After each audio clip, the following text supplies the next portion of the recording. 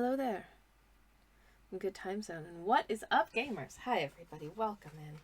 Welcome. I hope you're having the loveliest of lovely Thursdays. I've got good news or bad news, depending on your perspective, I suppose. But I'm in a bit of a contemplative mood today, and I have a lot of thoughts that I'm probably going to want to get out of my system over the course of this stream. So apologies for that. But they are thoughts about art, if that interests you. Anyways, hello. I see Turnip is here. Hello, Turnip. Hello, Q2s as well. Welcome in. Thank you to our little bot friend for letting us know that the ad break had finished. That's delightful. I am, once again, moisturizing my hands. Not sponsored, but, if La Roche wants to get in touch and send me a bunch of free hand cream or something, I'm not going to not let them. Because I love this stuff. It's great. I squeezed way too much of this out onto my hands, so I'm going to have to also moisturize my arms and my elbows while I'm here. Otherwise, I'm not going to be able to touch my painting because my hand is too slippery. Anyways, but it is important to have well-limbered hands and wrists. Mostly your joints, but also I find that having well-moisturized hands makes for a much more pleasant art-making session. But maybe that's just me. I don't know. Anyways, hello, Leaky. Welcome on in. It's lovely to see you. I hope you're having a fantastic Thursday. I hope you're all having wonderful, wonderful weeks. I've had an interesting week. So I had been psyching myself up all of last week and at the top of this week for the fact that I had to go to the doctor's office for a blood test on Tuesday. Which is, a very normal thing, but still, it's a slight alteration to my regular schedule. Therefore, I was like, don't forget, you've got a blood test on Tuesday at 11 a.m. So, had to prepare for that, had to, mentally prepare for doing something slightly different with my day. And I do all that. I go, I figure out exactly what time I need to start getting ready to leave the house in order to get to the bus stop on time, in order to get to the doctor's office on time, but not too early, because that would be weird. And I go through that whole, process. Get to the doctor's office, check my text messages again, just to make sure that I haven't somehow completely fluffed things, and I know exactly what time I'm supposed to be there, and I'm, so that I can go check in, yada, yada, yada. And then I look at my text messages, and I see your appointment is confirmed for 11:20 a.m. on Thursday, February the 26th.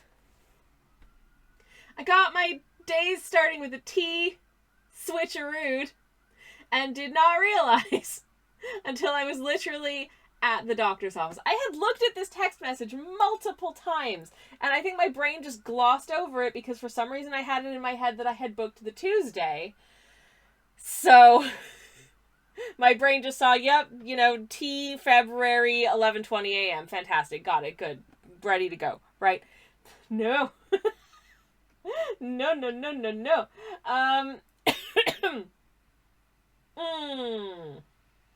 So, yeah. So I went to the doctor's office this morning and did get my bloods done. I've got a nice little bruise on the inside of my elbow. It's very tiny, and it's not, it's fine. It was fine. It was a very small blood test. Thankfully, they didn't need to do every single thing you can test for this time, which is nice. So it was only one little vial of blood. I don't know how many milliliters, but it's maybe less than that. I don't know why I'm telling you this. That's too much detail. Anyways, my point being, it was a very minor blood test, but obviously when we were done, I treated myself and I say I treated myself. I went to the supermarket and I was like, oh, do I want to get myself some kind of fancy treat or whatever? And I'm not really feeling treats at the moment. I don't know if it's just because partially because I'm gluten-free now. So my options are a lot more limited. But also, I just kind of wanted to come home and make porridge. So the treat that I treated myself to was that they had these yogurts on sale for only 65p. So I got 2 different flavors of them. So I get to try blueberry and vanilla and see which one if either of them are any good. And I'll be mildly upset if either of them are any good because I'm not buying them at regular price. I discovered a yogurt I like recently, and the regular price, so it was like half price for a while, so I bought quite a few of them, and it was really nice. But at the regular price, one single serve potto of yogurt is £1.30, and frankly, that's too expensive for a snack. Anyway, so I bought myself some yogurt as a treat, and I came home. And then I was able to more or less get on with my day with minimal interruption. But anyways, Leaky says, as someone that took a train last Friday and was in a holding pattern between waking and 2 p.m., oh, don't I know that well. It's like, when it's like, anyone else relate to this? The like, our shared experience here of like, when you know you have to do something at a specific time of day, you're kind of just in waiting mode until it's time to get ready to do the thing. You know what I mean? I experience this a lot. It can be quite stressful to me when I'm also when like I'm beholden to like other people, and if say I'm like, staying with like a group of people and they're like, okay, so let's all be ready for like about 10 a.m. and we'll head out to the park or whatever, and I'm like, okay, so I get up at, let's say, like 8:30, I freshen up, I have a cup of coffee or something, and then I'm just kind of like, okay, well, I can't start any tasks or activities because we're going to be leaving at 10, and then like 10 passes, and like 10:15 passes, and 10:30 passes, and I'm like, is this still, I can't ask whether or not this is still happening because I don't want to seem like I'm hurrying people, but like, are we doing anything? And I start getting anxious about it because I don't know what's happening and the thing isn't happening, and I had spent so much time mentally planning for the thing to happen at a specific time, and I couldn't do anything in the interim period of time. It's like, okay, and like the few occasions where it's like, okay, well, the time for initiating the like shared activity has passed by some margin, and there's no indication that it's about to happen anytime soon, so I'm just going to like initiate a different activity. Like, I'm just going to do a row of knitting or scroll on my phone or make myself another beverage or whatever it is. And then all of a sudden people are being like, okay, are you ready to go? Hey, why aren't you ready to go? And I'm like, I've been ready to go since I woke up this morning. What are you talking about? Anyways, so that's, that's fun. But yeah, if I know, oh God, if I know that something is being delivered within a specific window of time, I can't do anything during that window.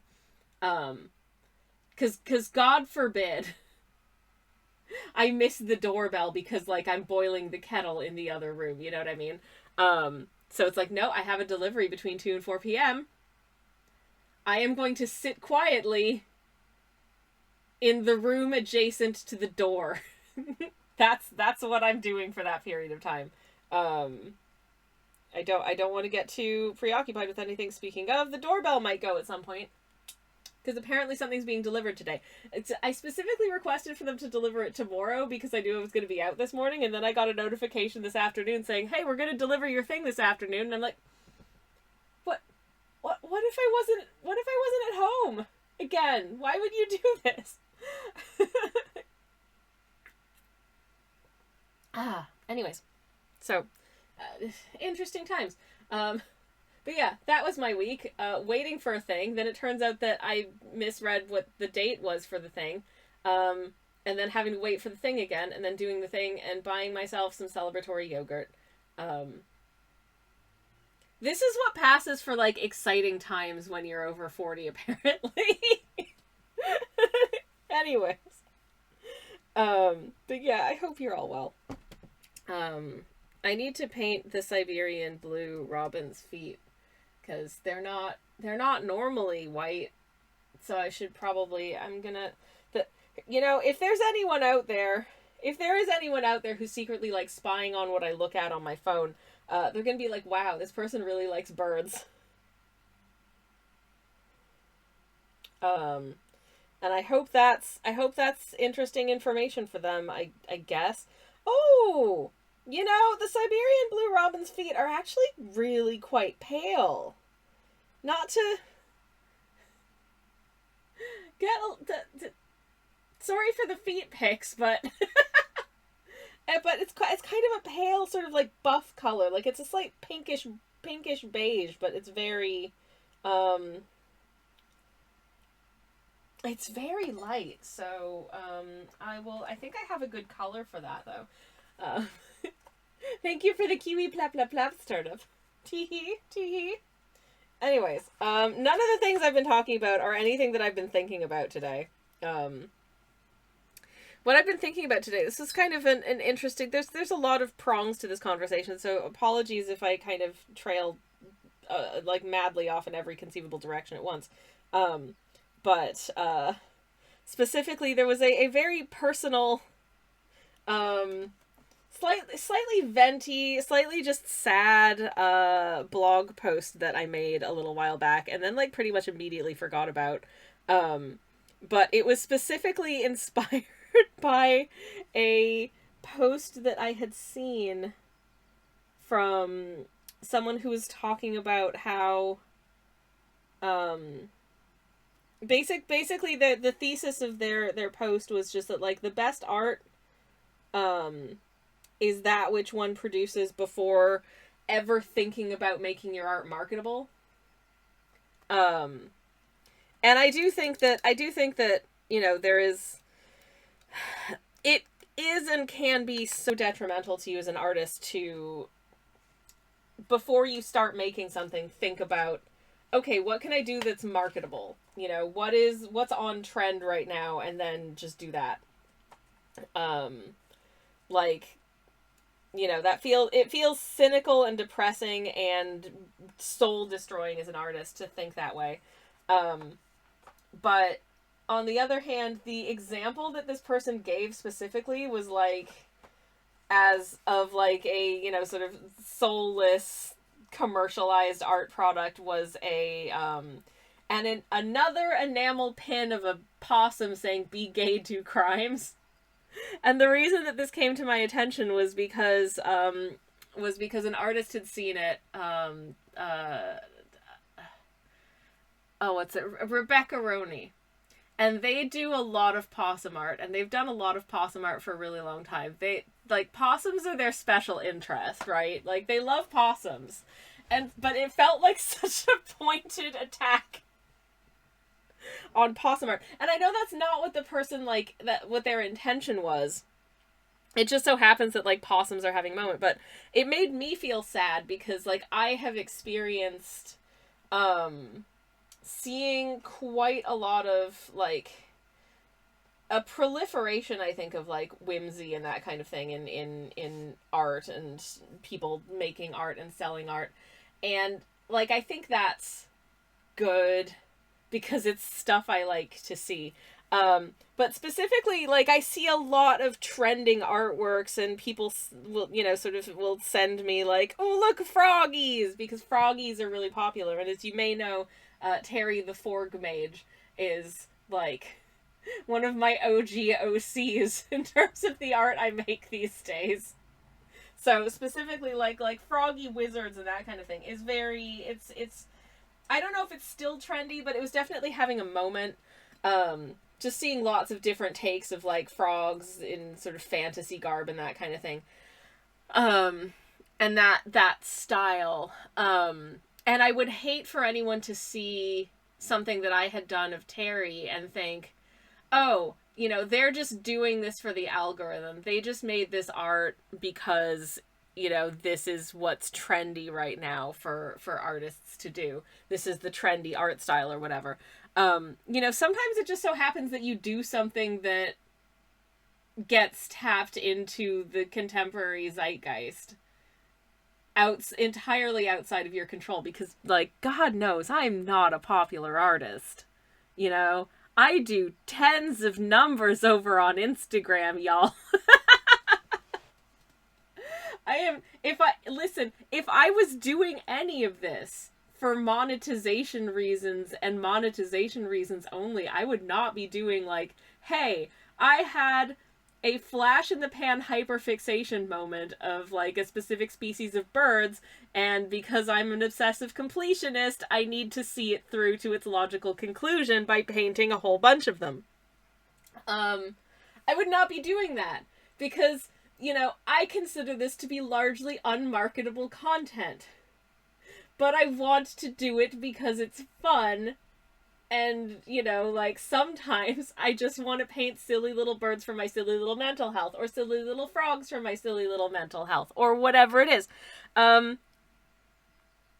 I think it's unfortunate too. That's just a harsh take, says Turnip. Yeah, I think it is a harsh take, and I think what upset me more than the take that this person made, and I do think that actually so the reason this has all come back is that I ended up making a blog post in response to this, but not like replying to this person directly because I didn't really want to invite discourse. But this person found my blog post and was like, hey, I hope you don't mind my responding because this is interesting to talk about.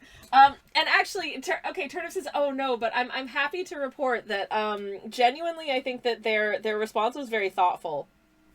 And to be honest, I think that myself in this, despite the sort of making this like glib little text post this one time, that unfortunately singled out a piece of art that, you know, is something that most of the people creating that art, or at least some of the people creating that art, are doing it out of legitimate interest. They were coming from a place of personally seeing a lot of friends they knew in local art communities having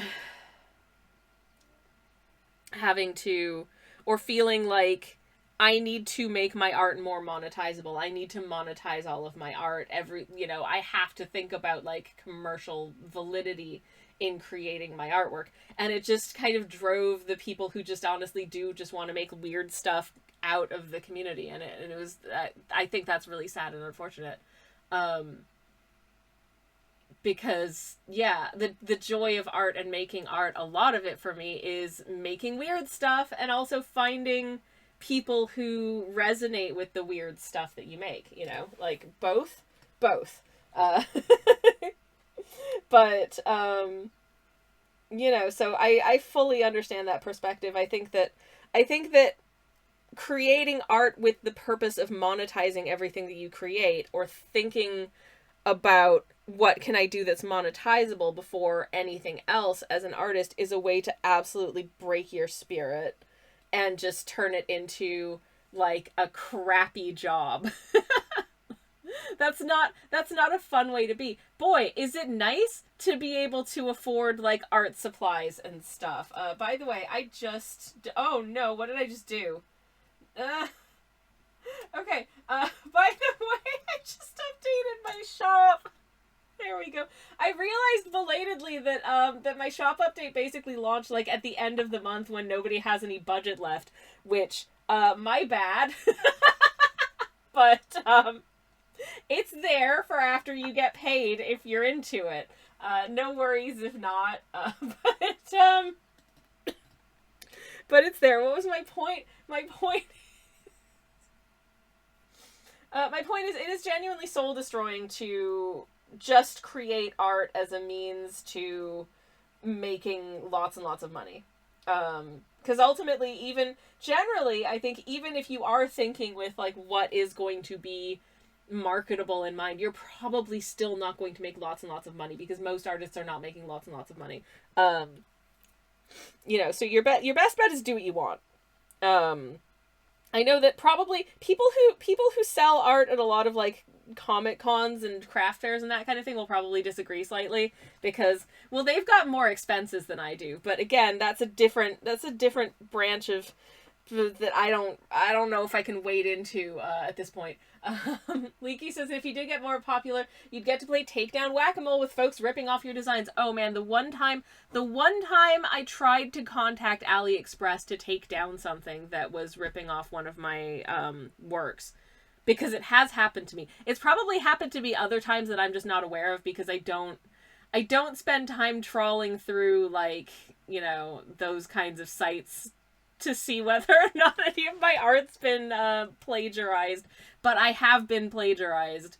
on at least on AliExpress, and I gave up on trying to get that taken down because it was the process was so invasive legally. Like, it was weird. It was weird, the forms that they wanted me to fill out. A lot of them also were not available in English. And I'm not signing any kind of legal document that I have not read. No. You know, they wanted, like, instead of just being like, okay, here's the work, here's, you know, like, I created it, you know, here's the original listing for the artwork that this ripped off, and here's the date it was posted. They wanted like scans of my ID and like contracts, and I was like, no, I'm not touching this. I feel like you're making this as unnecessarily complicated as possible to dissuade artists from getting you to take down their work. So yeah, which is, again, really, really discouraging. But I know, like, I have friends who have, you know, have had artworks that, and like designs that have gone viral that get reposted to other people's social media accounts all the time without crediting them. And you shouldn't be reposting people's works at all. Like, just share the original post. That, like, they make it really easy to do that. Just share it. But obviously, you know, sort of the meme accounts that just repost stuff, they're doing it for, you know, they're probably monetizing their stuff. Anyways. As well as, like, you know, someone will take an artwork and just tweak it ever so slightly with, like, an AI generator and then stick it on a phone case and sell it on Etsy. It's part of the reason I rarely look for stuff on Etsy these days, especially in terms of, like, artists, unless it's a specific artist who I know, who has directed me from elsewhere to their Etsy shop. Like, okay, this is a trusted person I'm familiar with, and they have given me the link to their Etsy shop, I'm gonna go check it out. Because if you just, like, oh, here's a random page, wow, their art style is really diverse, and then you realize, oh, their art style is really diverse because they didn't draw any of this. It's just so sad. It's just so sad. Q2 thank you very much for the 5 stream steak. Please enjoy your 5 steaks. Q2 says, I feel like moderator / spouse should tickle Sammy.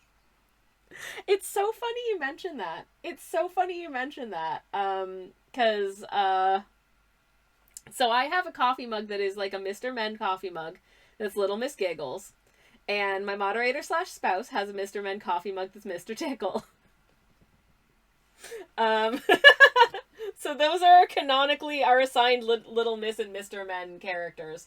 So there you go. Anyways, Leaky says, it's the times an artist gets 10,000 views and the meme accounts get 20 million views for a repost. That is so infuriating to me, and that is so often the case. It's just like, you know, even if the meme account does actually, you know, say, like, art by @Bob the artist or whoever it is, like, most people aren't going to click through to that profile and, like, go follow that artist and whatever. They'll just be like, lol, like, and move on, which is just so crappy. Anyways. Q2 says, Etsy kind of turned into Temu, which turned into Wish before Wish was irrelevant, says Q2's. Yeah. Oh, absolutely. I mean, I think the thing that I appreciate Etsy for these days is probably, like, vintage stuff. I was looking for, this is so embarrassing, I was looking this weekend, just out of curiosity, for one of those vintage style, and I don't know what they're actually called, so I'm just going to call them a Raktajino mug, because they were the mug shape that was used on Star Trek Deep Space Nine, but it was a mug design that existed out in the world before, like, it got used very, very commonly as a prop on that show. They're fun mugs. Anyways, so I was looking for like a vintage one of those on Etsy, specifically for a video that I'm going to be making for my YouTube channel. I have a YouTube channel, by the way, it's right here. But, oh, beans. It is crazy how expensive shipping is. According to Etsy's like automated shipping calculators, because Etsy has like automated shipping calculators that will do all of like the shipping stuff for you. I think, at least if you're based in the U.S., which means that I was looking at, there was this one vintage Ractigino style mug which I adore. It's so cute. But it was a dark green with a little gold design of two crossed tennis rackets, and I was like, oh, yes, please. It was like 10 quid. Do you want to know how much shipping was? 80 pounds. 80 pounds to ship that from the US to the UK, which I'm calling shenanigans on. That is a load of old nonsense, and no, there is no way in hell I'm paying for that. So I didn't buy it. And then I found out that apparently you can just buy like a reproduction Ractigino mug that ships from somewhere in the UK, and my moderator slash spouse bought one for me when I was telling my friends about this. Oh no. Turnip says I was going to guess 100 pounds is a joke, and that's basically correct. Isn't that crazy? Like, no. I'm so like, what? How are you shipping it that's 100 pounds? No. That's no. Anyways, Leaky also has a Mr. Tickle mug. Hell yeah, that's adorable. Sammy deserves 10 tickles. Says Q2. Hello. Hello. No comment. Turnip says the thing that absolutely gets me is when someone removes when they remove the signature or watermark off a repost and say something like, comment if this is yours for credit. That is, they know exactly what they're doing and they suck. It's just so stupid. Why? Why would you not just share the original post? And I know why, because like these people, there are just like random citizens who will just save things like JPEGs to their phone and just like repost them to their accounts, which I think is just thoughtlessly not caring about the fact that like art isn't just, it doesn't just appear out of the ether. It was created by a person, and that person deserves to be recognized for their efforts. Especially when I've seen people do this and then get really defensive when called out about it. Like, oh, I'm just sharing because I like it. I didn't know where it was from. It's like, okay, well, why? You saw the original post because you found, like, the JPEG. Just share the original post. Why are you doing this? It's stupid. Anyways. Turnip is smart. Then, I got her. You did what? What happened? What happened? Anyways, I'm gonna sip my beverage. Leaky says, I do love how many vacuum cleaners, etc. get spray painted and turned into sci-fi props. That's my favorite thing. My absolute favorite thing. The 10 tickles made you laugh. I did very appreciate that. Thank you.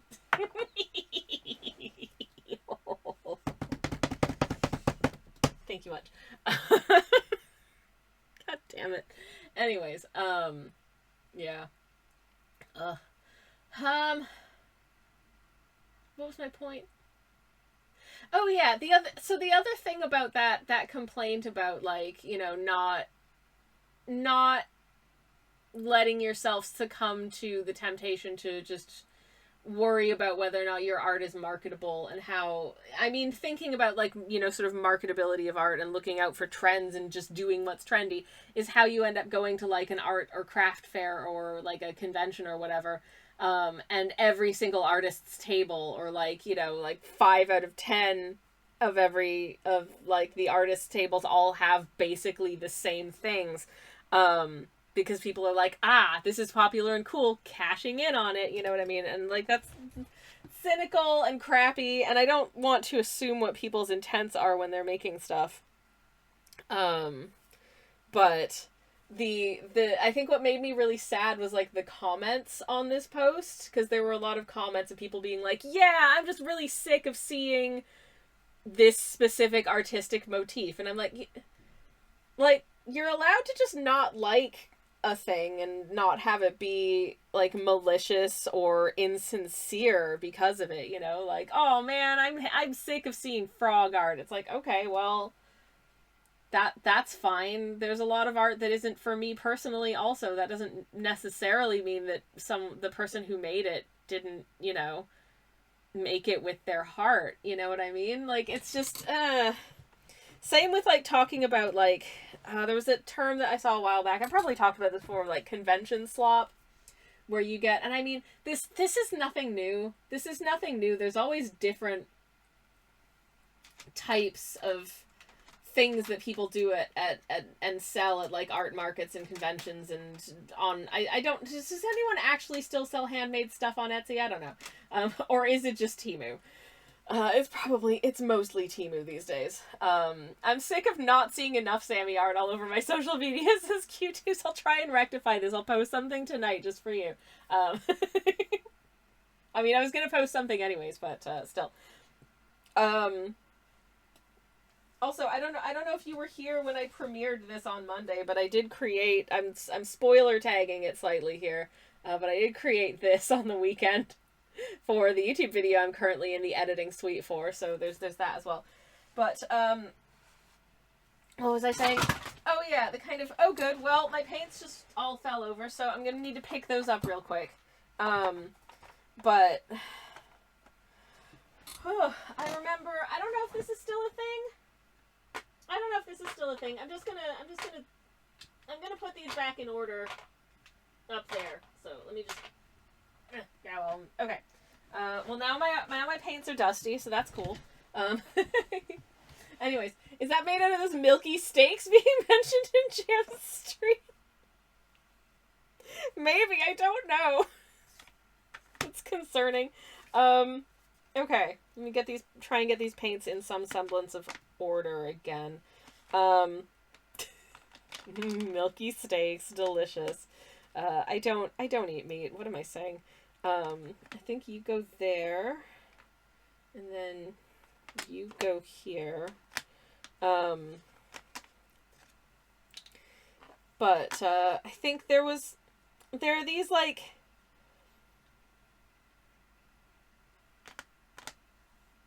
years ago.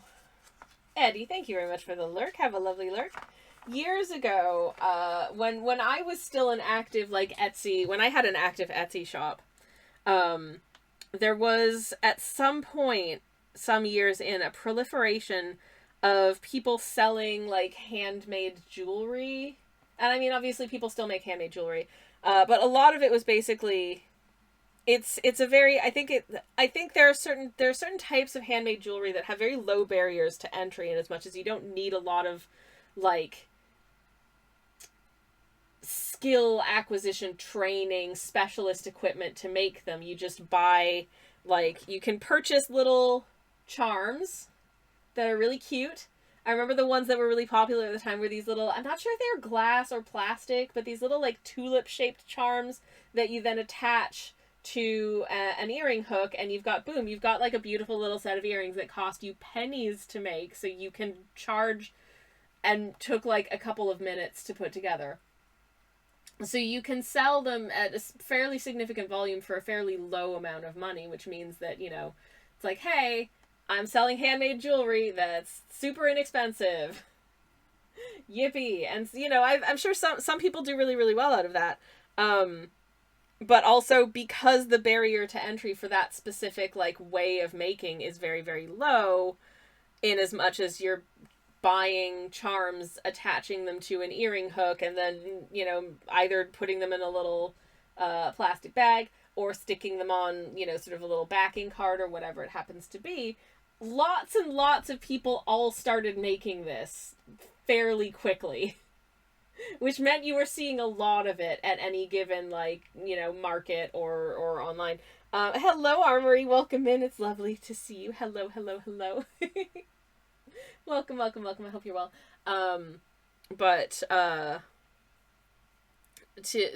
that, and it's the kind of thing that you also, therefore, would see people complaining about.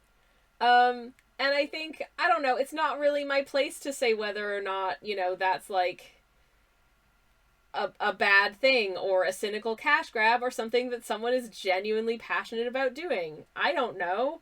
I hope that they're genuinely passionate about doing it, but they might just be doing it for the monies because that's, you know, sort of the earring shape that happens to be popular that everyone's doing right now.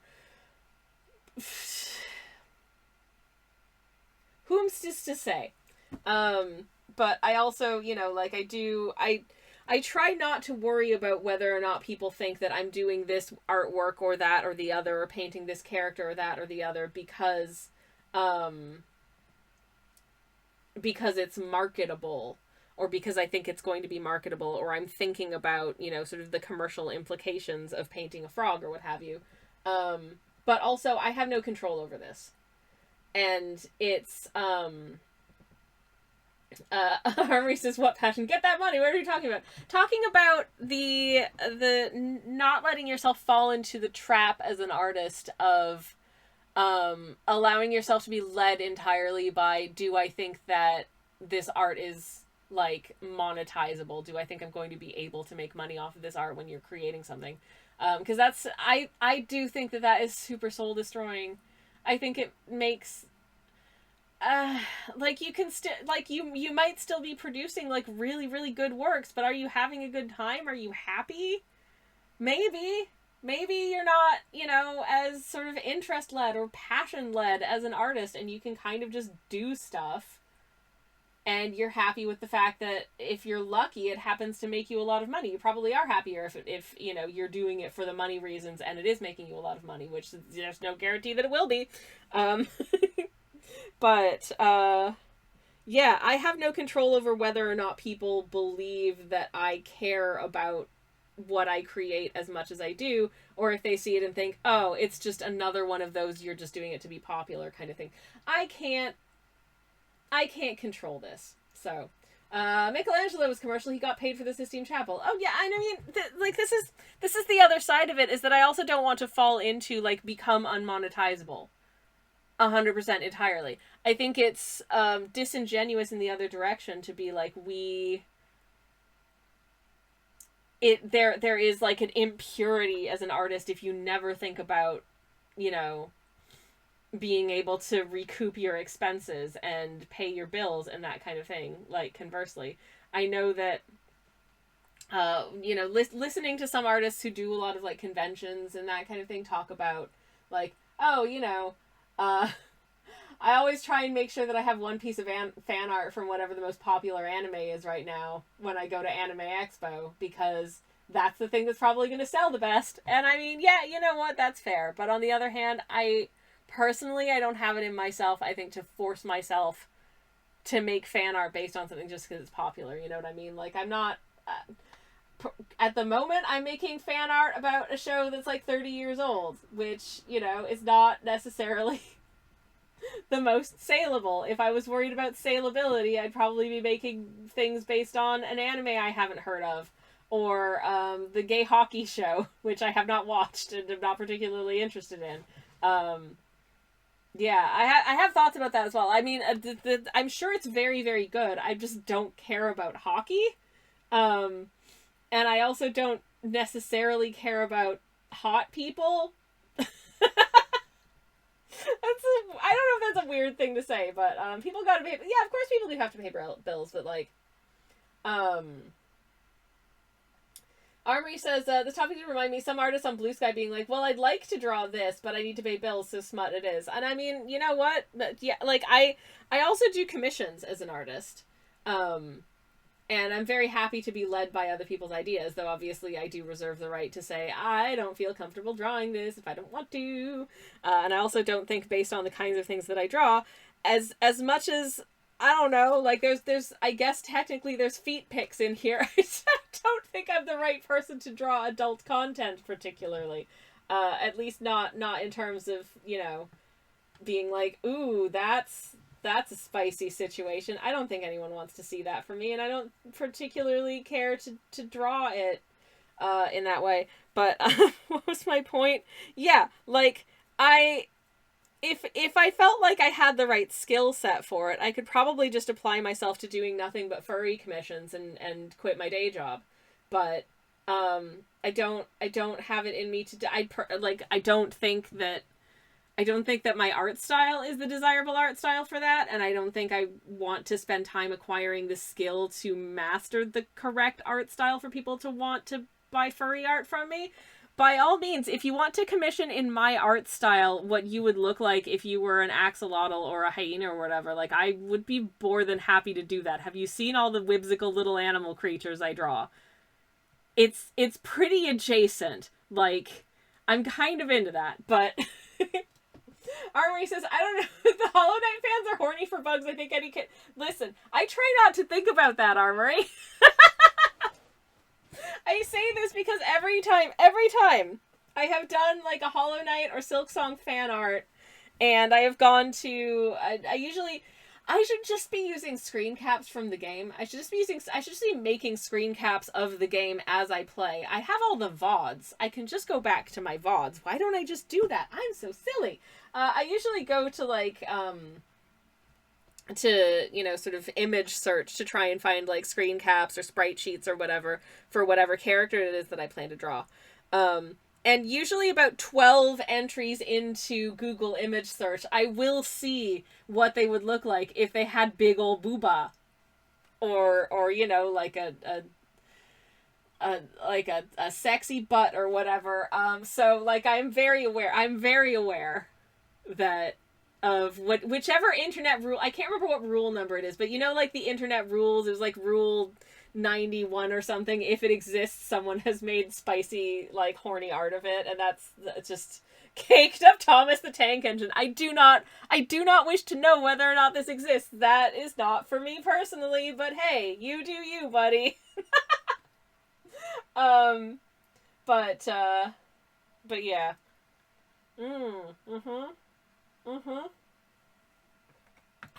Anyways, what was my point? Rule 34, that's the one. Rule 34. If it exists, someone will have made gingery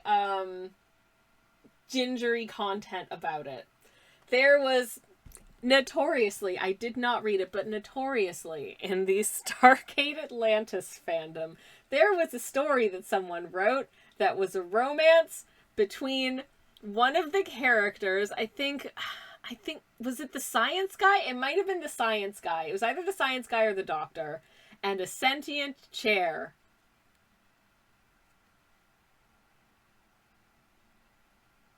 Yep. Anyways. Anything's possible. And before it gets published, it becomes a bestseller, says Armory. Good lord. Anyways. I'm gonna paint some birds, I guess. I was here to have an earnest conversation about, sounds like pretty standard AO3 content, says Leaky. I feel like maybe our AO3 experiences are very different. These days, most of my AO3 experience, that being said, is like, Star Trek. It's all Star Trek. It's Star Trek all the way down. Lots of, gay lizard. Anyways, I don't know what that is, says Armory. Oh, it's like the biggest fan fiction website on the internet. It's great. An archive of our own. That's what it stands for. Thank you, Leaky. I have not... I'm sure there's Age of Empires fan fiction on it. But yeah, anywho.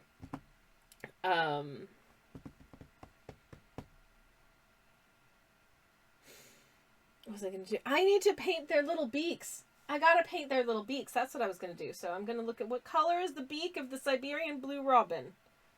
It's actually kind of light colored. The thing about the Siberian blue robin is that its plumage really does seem to vary quite a bit depending on what photo you look at, which is so helpful.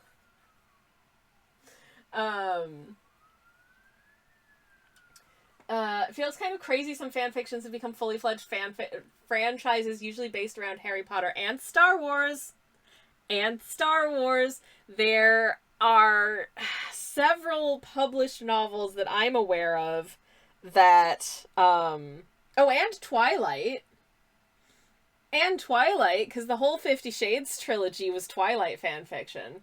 But I'm also aware of a number of published, like, sort of romance novels that you can, like, you look at the cover, and the cover the characters on the cover look like Adam Driver and Daisy Ridley.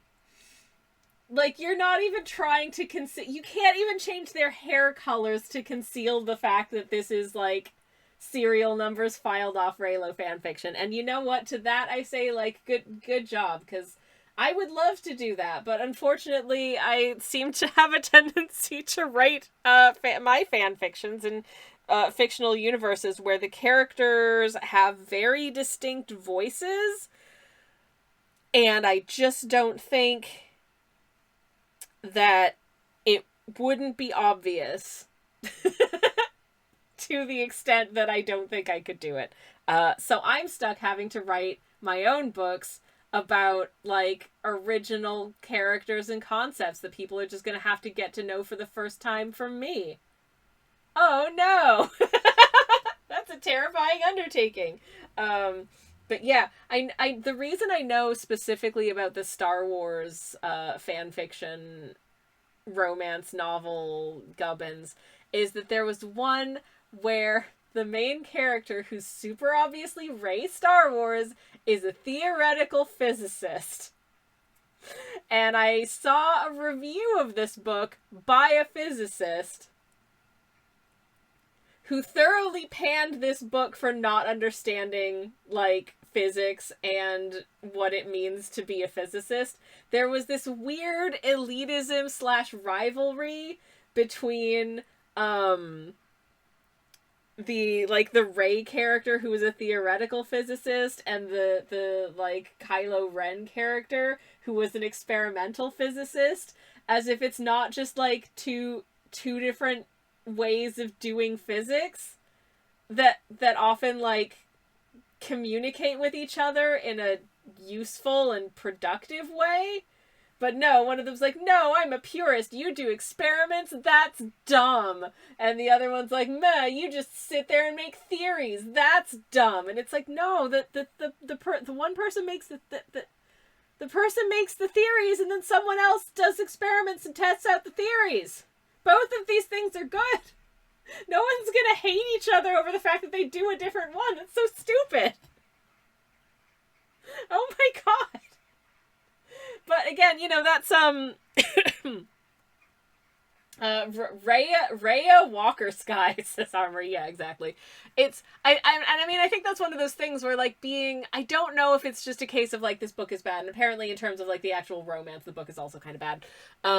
But it's one of those things where sometimes being expert in a specific field can kind of ruin something for you, you know, like when you're watching, like, a historical, like a historically set film, and you're an expert in some aspect of history, whether it's, you know, sort of like the real people who the story is based on and their lives, or dress history, so you're focused on, like, are people wearing things correctly, like, you know, that kind of thing, can kind of pull you out of the story a little bit, because you're looking to be like, you know, that design is a little bit, that's about 10 years late for this story, that kind of thing. And I think most historians don't care about that kind of thing too much, but it can, when you're an expert in something, you notice when a storyteller didn't quite do the research, or maybe decided that for the purpose of their story, they are going to take some liberties with the subject matter.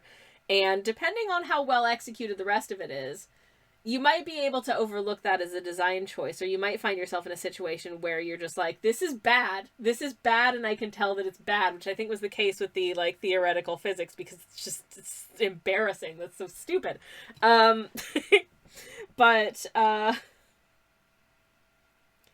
But, you know, to the average reader who has, like, zero knowledge of how doing physics as a job plays out, that doesn't really matter. Physics is just the set dressing for the emotional core of a story, which in this case is probably, like, you know, sort of a rivals to lovers situation. You're just here for, this is the backdrop for a rivals to lovers story, and the fact that it happens to be about two physicists is kind of secondary to that, you know what I mean?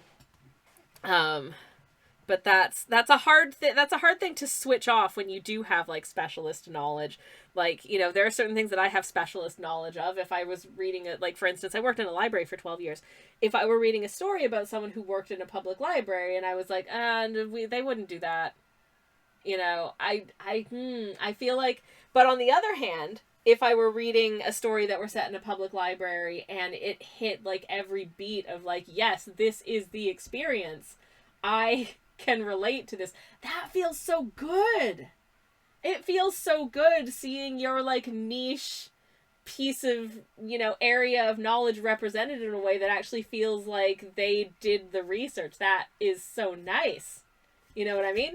It's one of the things that I kind of value in terms of my own process as a creator is getting the facts and figures and details as correct as I can.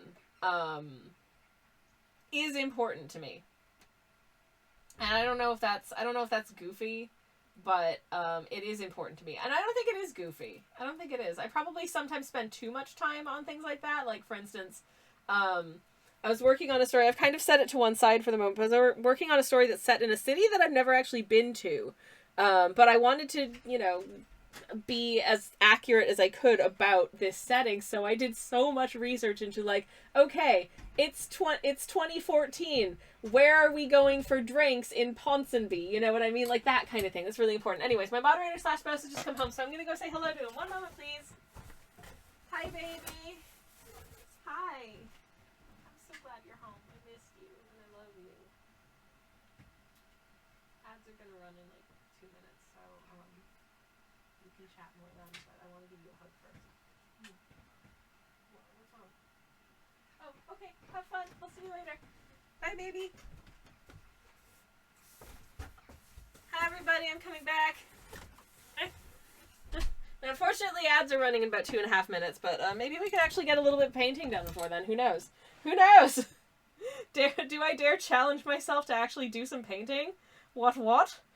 It's really hard for me to tell what color the Siberian blue robin's beak actually is. Like, it's really hard to tell.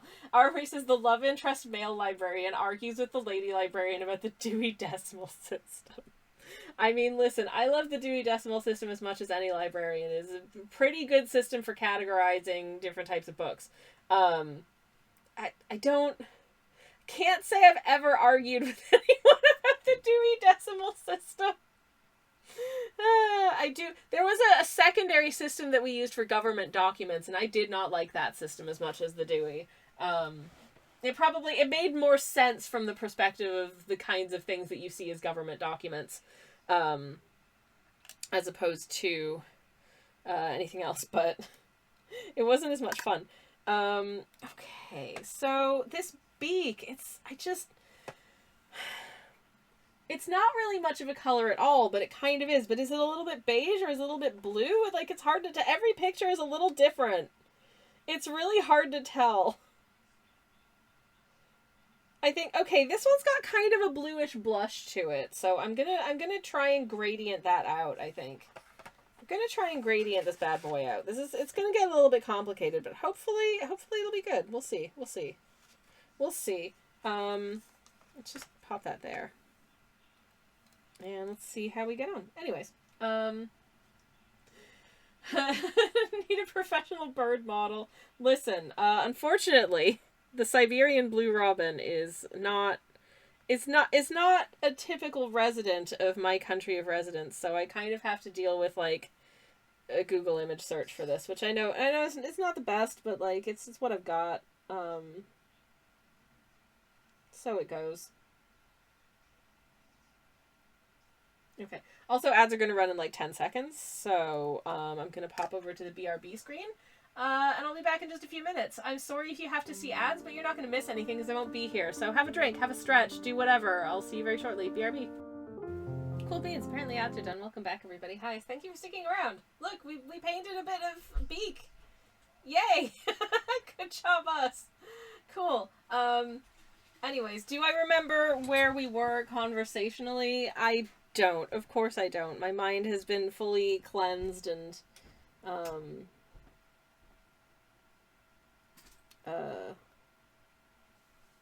it's now moved in all kinds of other directions. That being said, I think our little Siberian blue robin's beak looks super cute. I'm really happy with that. That's delightful.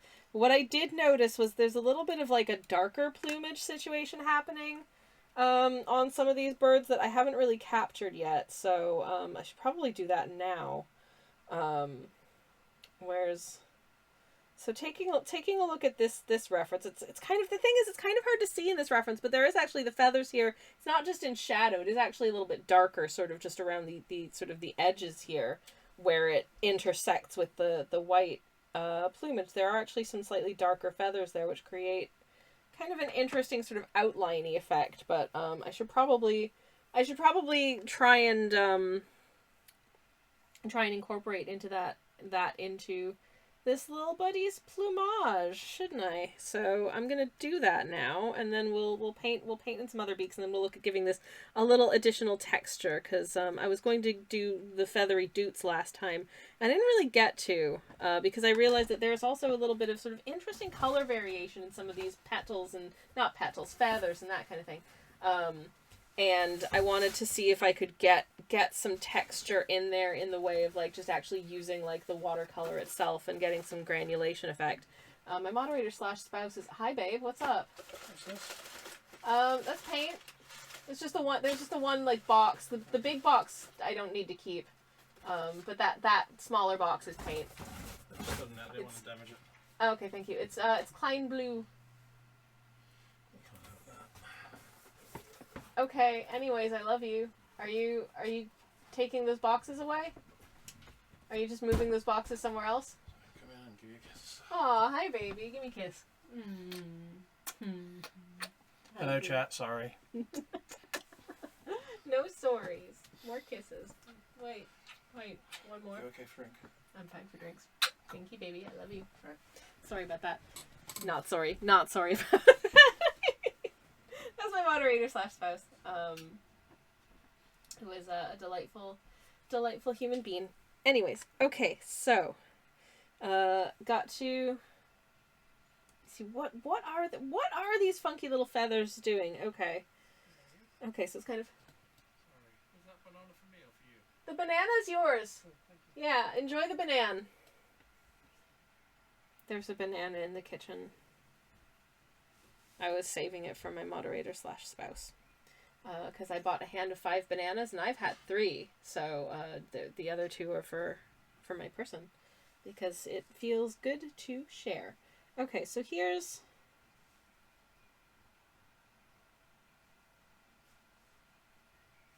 some interesting color stuff happening with these feathers that I haven't really done justice to yet. So let's attempt to do so. I did feel like it was feeling a little bit one note there. So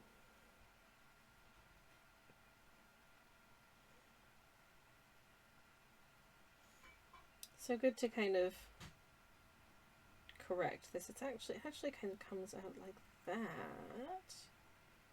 Can I soften this down a little bit so it doesn't look quite so Tals, hello, welcome in. Hello. I hope you're well. Hope you're having the loveliest of lovely Thursdays. That's the day that it is.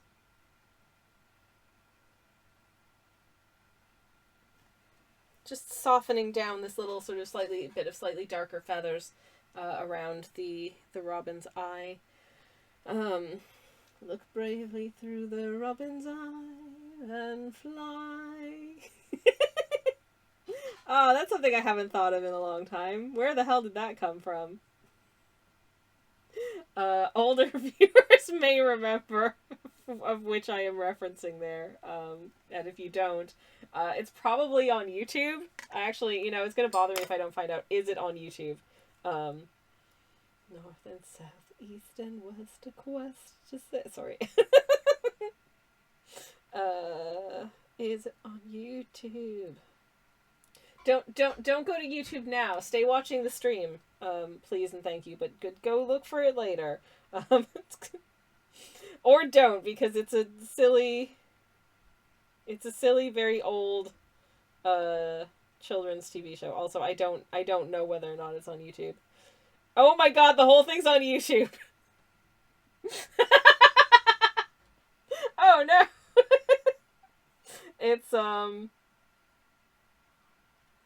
It's really, so if you're not prepared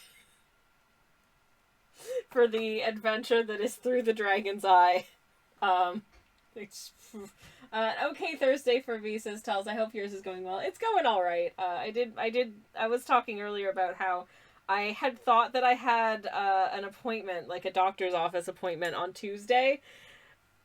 Went all the way to the doctor's office, literally walked in the front door of the doctor's office, was about to check in for my appointment, checked my text message again, and found that it wasn't actually until Thursday, not Tuesday.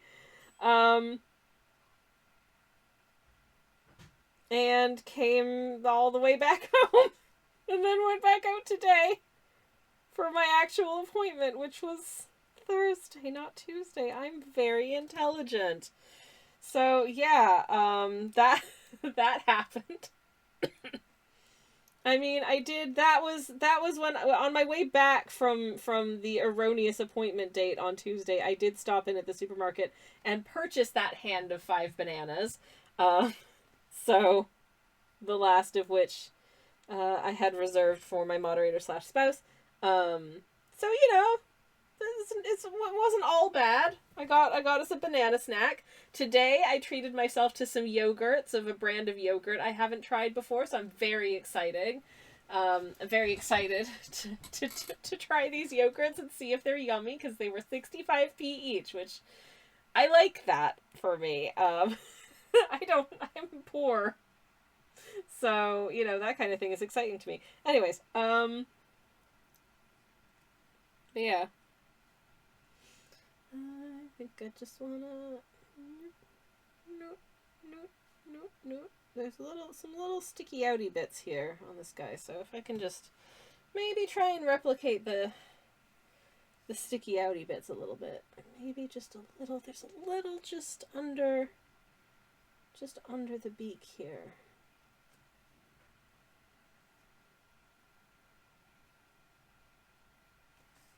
There we go. Okay. All right. I think we're making some progress here on good old Siberian Blue, who are, oh, ever so precious. They are so stinking cute. So cute.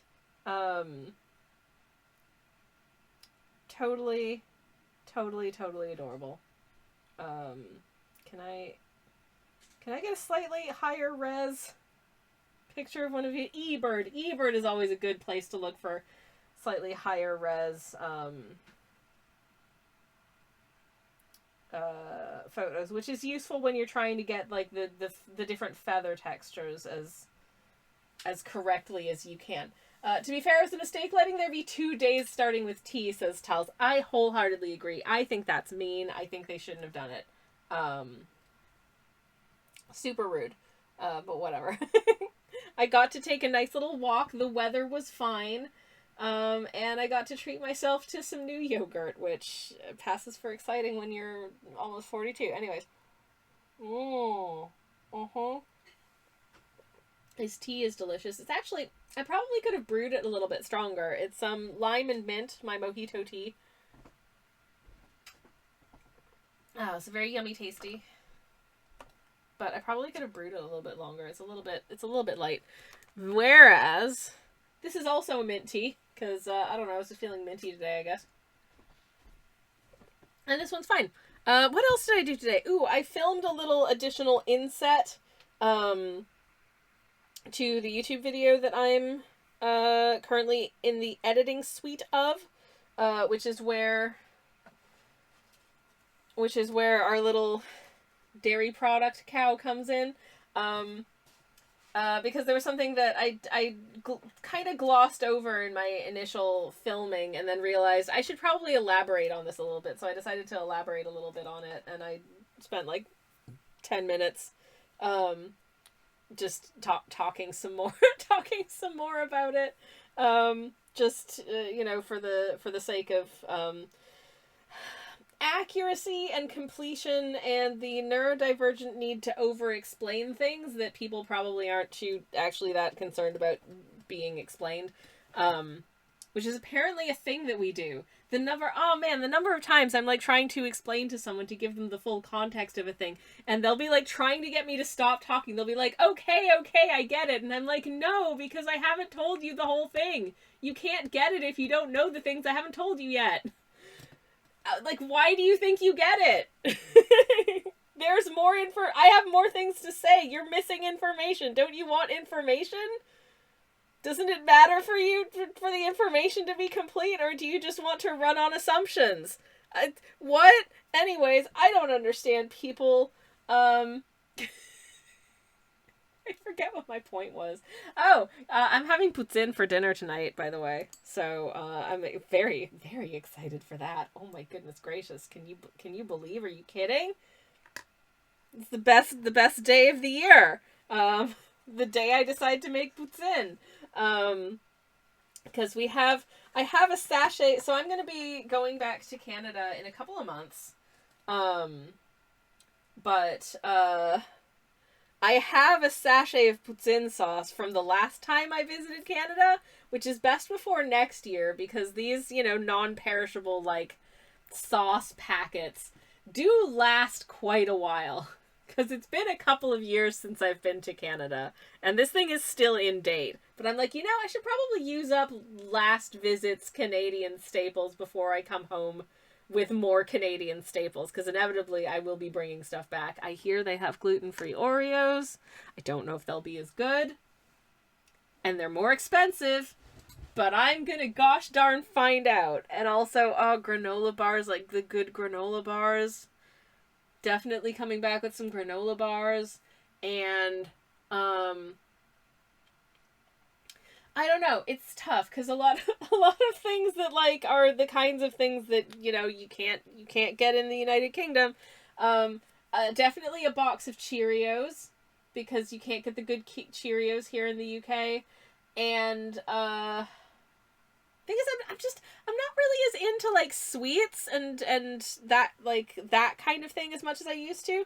Also, Twizzler nibs, which I used to really like, they've got wheat flour in them, so I can't eat Twizzler nibs. Boo. I could probably have like one Twizzler nib and be fine. But if I ate an entire packet of Twizzler nibs, I would be slightly afraid that I wouldn't be able to breathe. And don't so much love that for me, so probably best to just avoid them. Also, malt bread. I can't have malt bread anymore because malt bread has wheat flour in it, of course. So yeah, there's a lot of stuff that the little maple biscuits with the creamy maple filling that, like, I don't know any Canadian that eats them, but we always get asked to bring them back to the UK when we go visit. I do actually really like those, but I can't eat them, and I have not found a gluten-free version of those, so I guess I'm just SOL, which is really sad. And I am suitably unhappy about that. But I don't know. It's like, what am I going to be bringing back this time? Maybe more ranch dip mix. But I mean, I don't go to Canada just to like buy ingredients that we don't have in the UK. I go to like visit my family and see the sights. I will be eating butter tarts though. I will be eating butter tarts. Like, I can make butter tarts. Butter tarts are pretty easy to make. But I will relish the opportunity to go to a place and request a butter tart and then eat said butter tart. And I know what you're thinking, but butter tarts have wheat flour in them. Well, not if you go to a place that does gluten-free butter tarts. And I found a place in Toronto that does gluten-free butter tarts, and apparently they're really good. So I'm going to go to there. I'm very excited about it. This is a normal thing to be excited about. Listen, butter tarts are very special to me. And the thing about making them at home is that it's very rare that I moved to make butter tarts at home, in part because, like, if I make butter tarts at home, I have probably at least a dozen butter tarts at my disposal all of a sudden. And y'all, that's too much for a household of 2 people to eat in a fairly short space of time without me feeling real crappy. So, even if they are gluten-free. No. Bad ideas. Such terrible super bad ideas. I mean, do I do it anyways once a year on Canada Day? Hello, darling. Disagree. My moderator slash spouse disagrees. I feel like I'd get a tummy ache, babe. Well, I'm glad that you will eat them, but I get to eat half of them because half of them are for me. And I'm going to eat them anyways and then get a tummy ache. Why are you doing this? Canada. Yeah. Anyways. That's just my moderator slash spouse protesting that he would in fact be entirely fine with... What? Lights? Lights are doing the thing. Hello? Hello, hello. Could you not? I'm so sorry the lights blew out there. And I was so laser focused on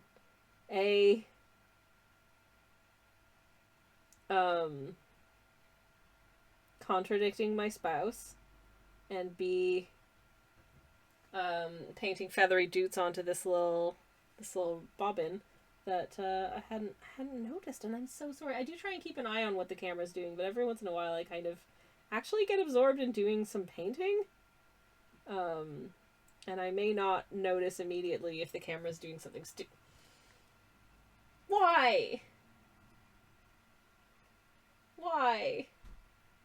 Come on, there we go. I don't know. It doesn't do this super often, but it did this quite a bit, like when I first got this camera, and then it's kind of settled down, and now it seems like it's doing it again, which is so rude, so incredibly rude.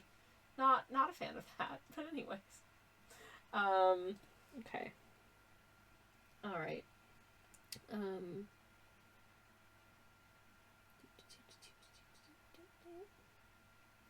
Okay, so some of these doots at some point kind of become little, like, bloop bloop bloops, as opposed to little doot doot doots. I think kind of more on the, like, this bit of the wing, really, kind of when...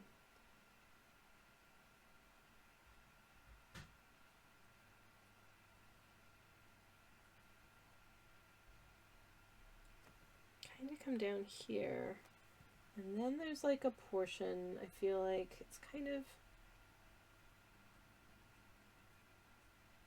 down to like there. That is not visible at all. Can I get maybe a little bit more?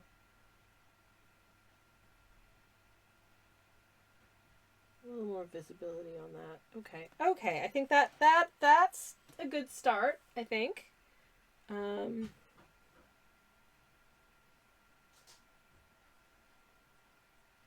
I don't need this to be... We don't need to mark out every single feather's exact location. That's not really the point of this. We're just trying to establish an impression of how the feathers feel.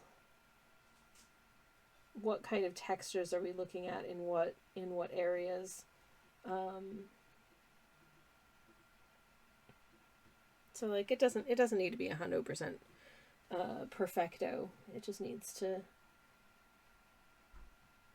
It needs to give the right feel. So that's fine. And then we get into the sort of the latter feathers down here, and they're more sort of this wing feather variety.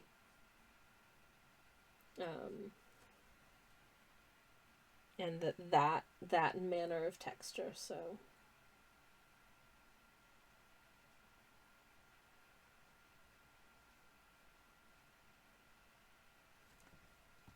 Cool. And obviously also has a fairly short little tail. Kind of a long body and then like a reasonably short little tail. But very cute, I think. In such a way. Okay. Alright, I think... Oh, the texture is super cute! What a cute little guy! Okay, wizard. I can move on with the rest of the beaks now, I think, and then, look at doing the line weight, giving them eyes, and then we're done. And then we're done. Can you believe? That'll feel good. So let me go find the Japanese robin again. So I can look at what color. Oh, okay, so their beak is kind of gray. kind of a gray, a slightly brownish gray. So that's my other paint palette. That's this paint palette. This is the 1930 palette from Choosing Keeping, which is a nice one. And I can do a brownish gray out of this. What I will do, as older viewers may remember, I just have this like permanent sort of splodge of just like gray. It's a neutral tint. And I just have a permanent splodge of it on my palette because it's quite useful to mix with other things when I need a gray, and if I'm working from a palette that doesn't strictly have like a gray, sometimes you just need to supplement. So I'm gonna add a little brown to just to warm it up. I still want it to be gray rather than brown, but I do want it to be a slightly warmer gray than neutral tint, which is, you may or may not realize based on the name, is a fairly neutral gray. Oh, who'd have thunk? Tee. Okay, maybe a little bit more brown, because actually it's not super pale. There needs to be a little bit of color on this. But yes. Anyways, all of that chatter about Canada came from the fact that Tals, what? What have I done? All of that chatter about thingy came from the fact that I'm having poutine for dinner, and I'm pumped about having poutine for dinner because I heckin' love poutine. I haven't had it in a wee while, so hell yeah, me, I guess.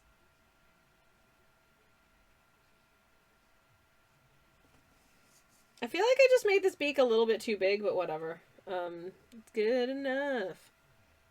Again, this is not scientific illustration. If they are a little bit stylized and not 100% bang on, they look like IRL. That's fine. The gray is neutral. I am shooketh. Oh, I see. Okay. I'm sorry to shake you about it. I don't know. Anyways,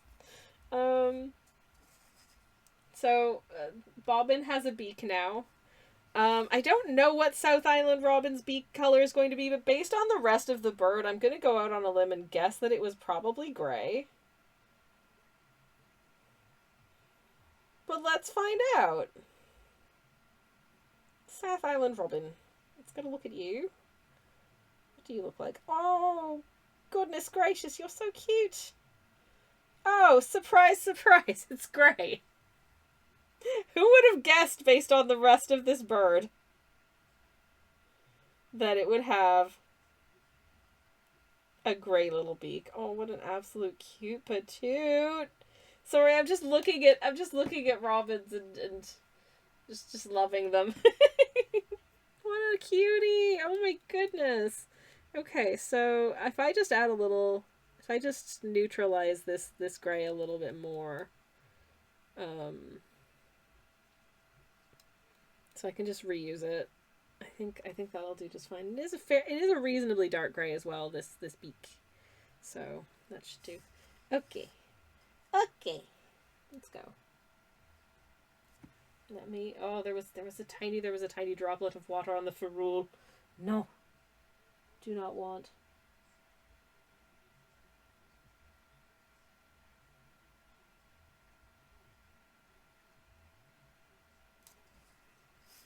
Beak. So cute.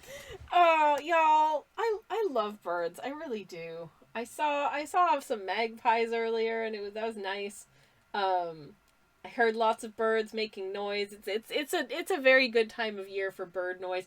Yesterday, as I was walking home from the bus stop, I saw two pigeons who were absolutely like flirting with each other. It was very cute. I wish them the best. I hope they have many healthy babies. So cute. Last beak. Western yellow bobbin. Okay, let's go. Western yellow bobbin. What does your beak look? Oh, would you look at that? Surprise! It's gray. It seems to be quite the trend here, is the gray beakies. So here I go again. And this one has just ever so slightly of an overbite, so I will include that. It's very cute. I'm sure that's in some way advantageous to the types of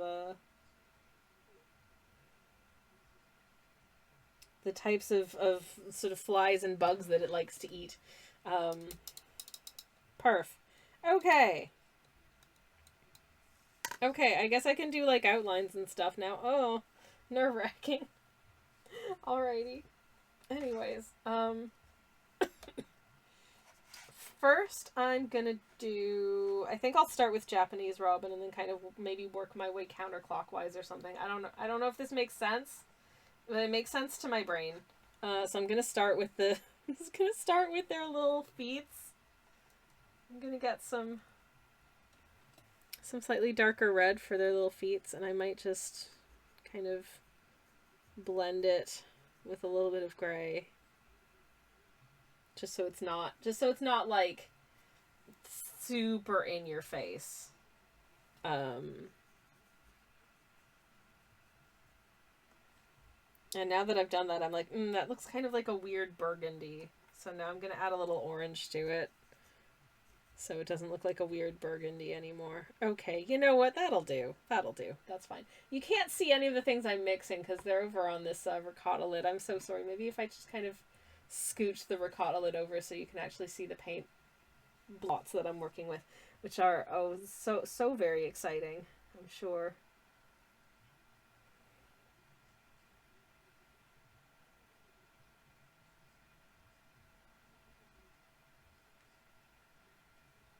I love, one of the things that I do really love about birds is that, like, they've got these cute little sort of round little bodies and then they've got these freaky old, big old claw feet.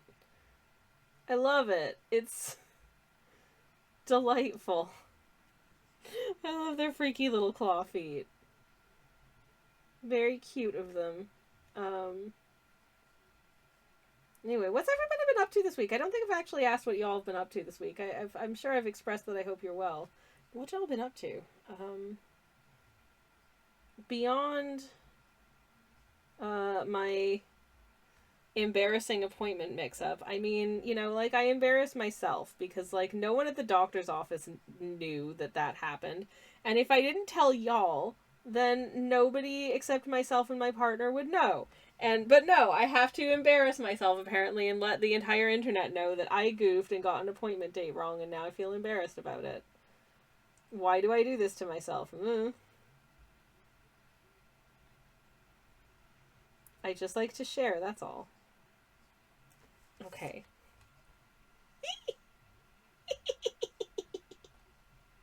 Feet! I think those are cute. I hope you like them too. Yay. Anyways, but yeah. What else did I do? Like I said, I am working on editing a video. It's going to be done very, very soon. Cause it's gonna tap out at about just under 20 minutes, I think, from the looks of the edit. So I hope that's cool. It's a very silly video. It's a very pointless topic. It was just one of those things that I was like, it's gonna bother me. Now that I've fallen down a rabbit hole of trying to answer this question, it's gonna bother me if I don't investigate it to the full. So that's what I had to do. Is it interesting? Probably to no one. Is it an extremely niche topic? God, yes, it really is. Is this video going to 100% flop? I am sure of it. I don't think this is going to hold anyone's interest but my own. But I had to do it. And maybe that's why I'm so ding-dang unsuccessful. That's the other thing that I saw recently, is apparently there's discourse going around. God, discourse is so stupid. I feel like whoever instigated this discourse was just in it to make some rage bait, because what they said, apparently, there is discourse going around about how artists peak at the age of 30. And I mean, I can tell you very, like, in no uncertain terms, that is not the case for me. I don't think I've peaked at all yet. I think I'm still working my way to peakness. I've learned a lot subsequent to that age, And, to be honest, there was a reasonable period of my life that I wasn't really making art. So maybe I'm just a late bloomer. I don't know, but I think that's a load of old nonsense. That sounds absolutely made up, says Talis. Oh, absolutely. I genuinely think that this is, I think there are social media accounts out there on websites where you can monetize your social media account who absolutely just post the most stupid ass, dumbass, dog shit, out of pocket opinions to bait people into engaging with them. And I haven't seen like the wherever this discourse has emerged from. I've only seen responses to it, so I don't know where this notion came from, but it feels like the kind of thing that somebody posted just to make people angry. And I'm not angry about it. I just think it's stupid. It's like I saw someone saying that like, oh man, you are something like I can't remember what it was, but it was like, oh yeah, you're 32 years old and you're friends with someone who's 26. That's pathetic. And it's like, what are you talking about? Like that's just like a normal age range for adult friendships. What? Like, personally, as an adult person in their 40s, I have friends, largely through, like, shared interests and mutual friends. So I have friends who are, like, in their 60s, and I have friends who are in their 20s. And we're all just grown-ups, and it's normal? Because we like the same stuff. Like, what are you talking about? Anyways, Talis, it's just a normal week, but it's nice that it's warmed up a bit. Oh, yeah, I was so uncomfortably warm by the end of the day yesterday, because I wore a cardigan and a coat when I went out in the morning. Sounds absolutely made up. I genuinely think it is. Kakalakola, hi, welcome in. It sounds like Rage Bait Sloth. Yeah, absolutely. There are people out there, I genuinely are just spouting off the most deliberately inflammatory opinions in order to get people to engage with their posts, in order to make money because people engaged with their posts and saw an ad or something. Which is just so sad. And I do try, like, if I see a social media post that looks like rage bait, I'm not touching it with a 1,000-foot barge pole, you know what I mean? You don't deserve my attention or my money. In fact, I'll probably block you.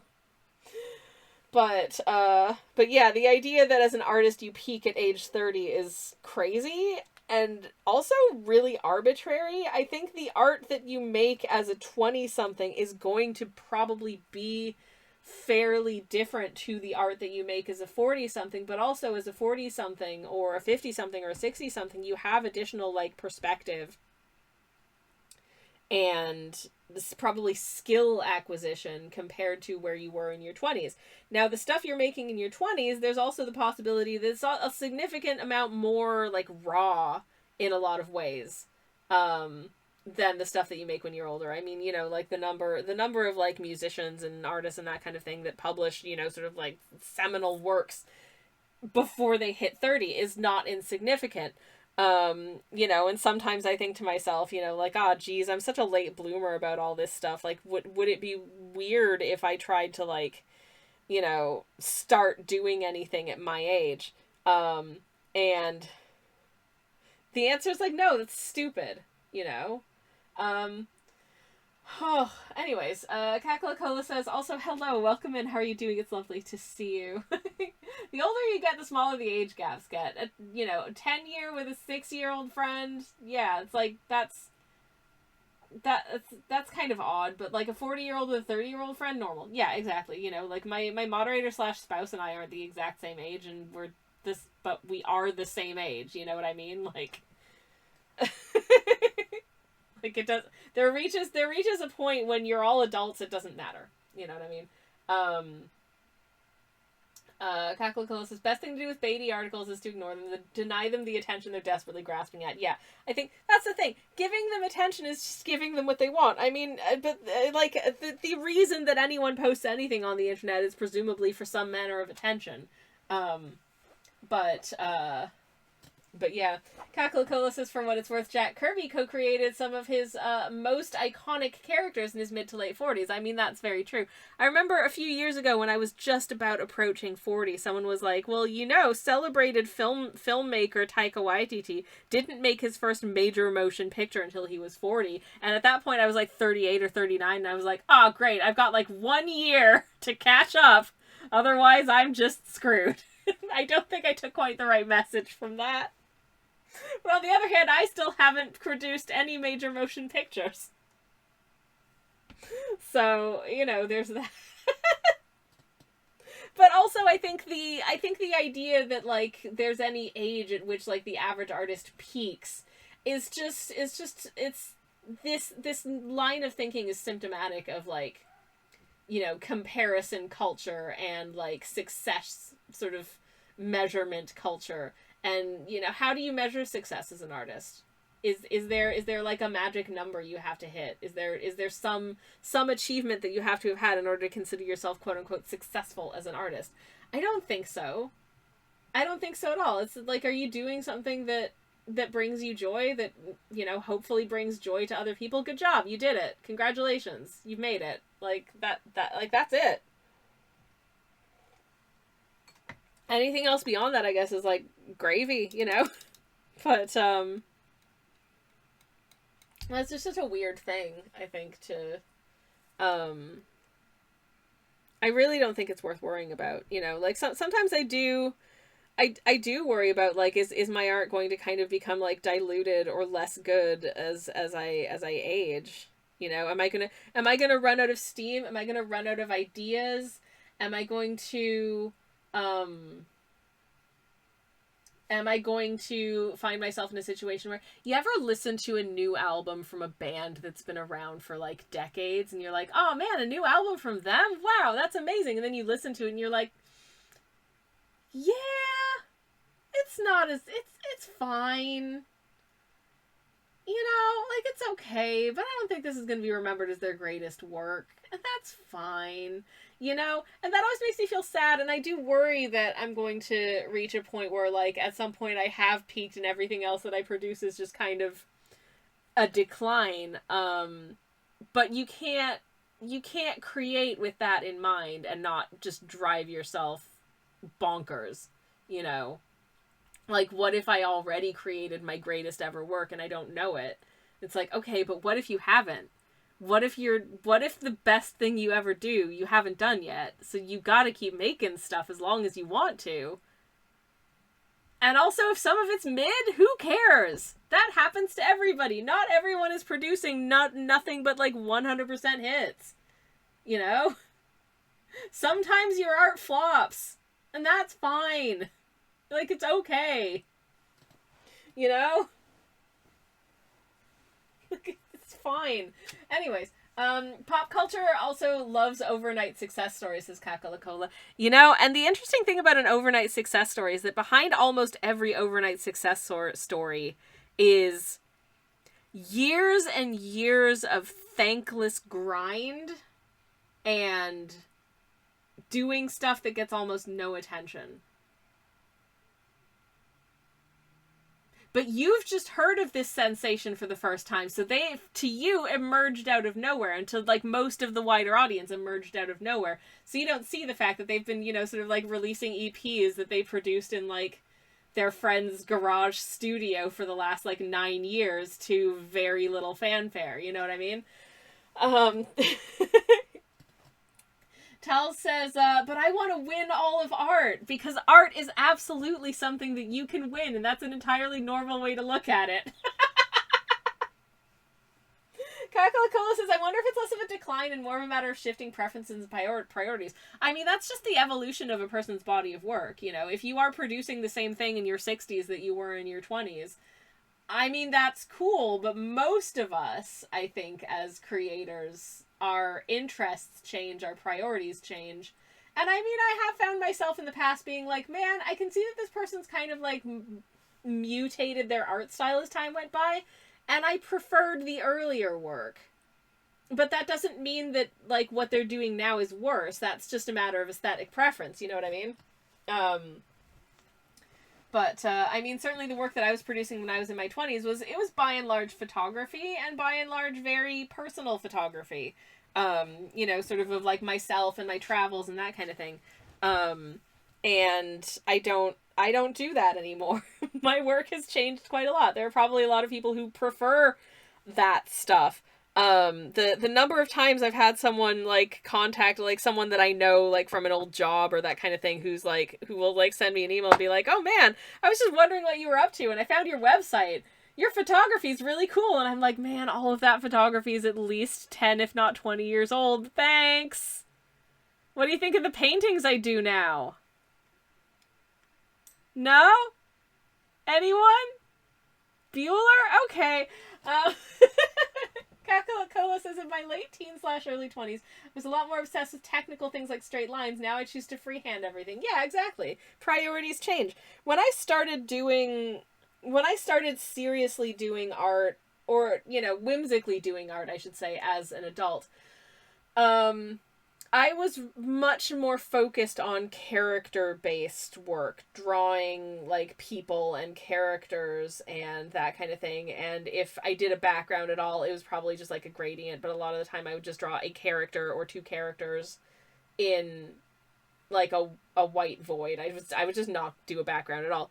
And then, at some point, just, like, something flipped over in my mind, and I was like, I want to start doing backgrounds more. I want to do more backgrounds. And then it came to the point where basically I'm just doing a background. And I started painting like little landscapes and stuff. And, you know, where like if there are characters, they're somewhat more incidental to the piece, or they're a much smaller focal point of a piece that, you know, is like an entire like, you know, a segment of a city block, or, you know, like a lake with some hills in the background, or, you know, sort of a little village in the mountains, that kind of thing. Much more than just doing character on white void. Like, let me find an example of such. Like, something like this. Something like this, which is very, you know, like, I started getting into all of the sort of minutia of doing an actual entire scene instead of just drawing a character. And now, you know, sometimes I draw pieces that have no characters in them at all. But yeah.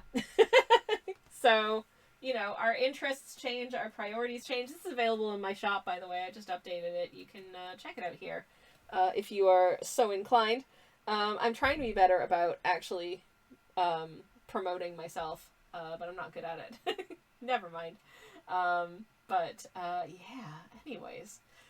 What was my point? I'm sure I did have one at some point in this conversation. Maybe I didn't. I don't know anymore. What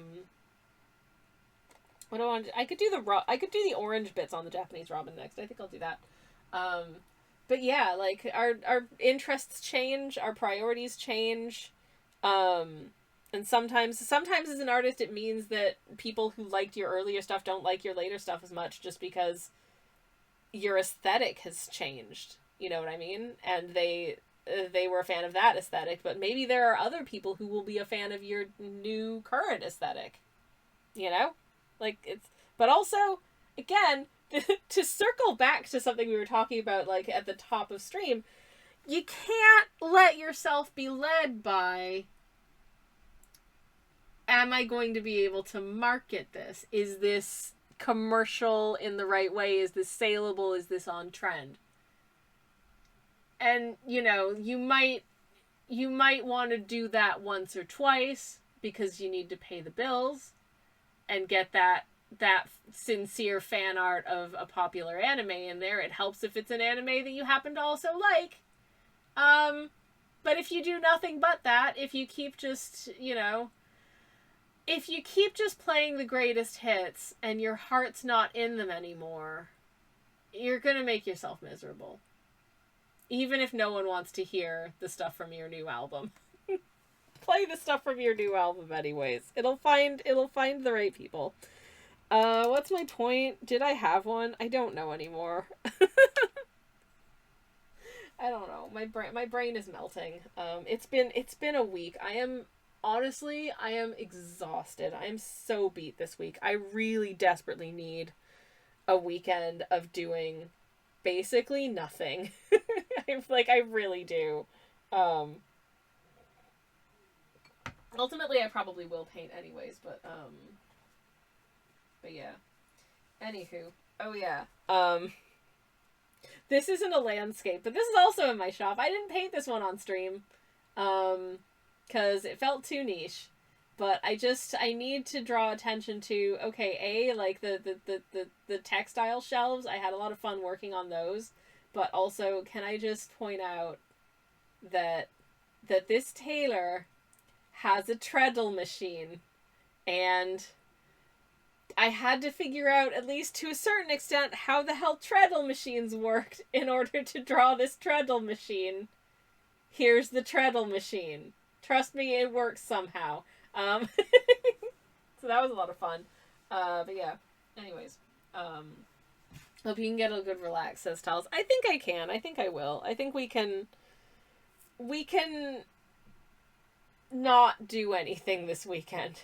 We can do, like, the most basic of chores and leave it at that, I think. I mean, I will end up working on stuff, but, like, you know, sedentary work on stuff, like sit on the sofa and, like, edit video or sketch, that kind of thing.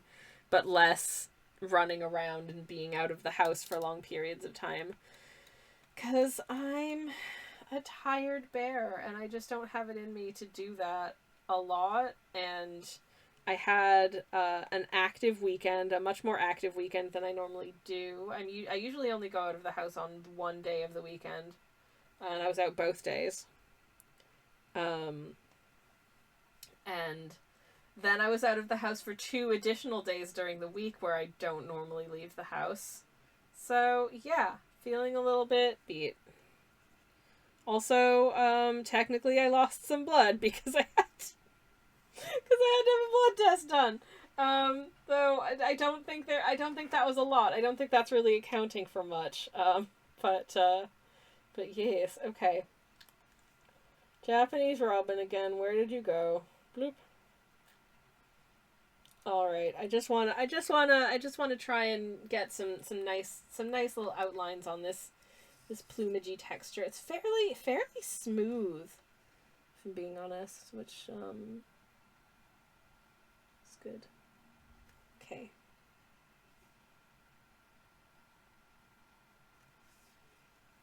Just get some nice handsome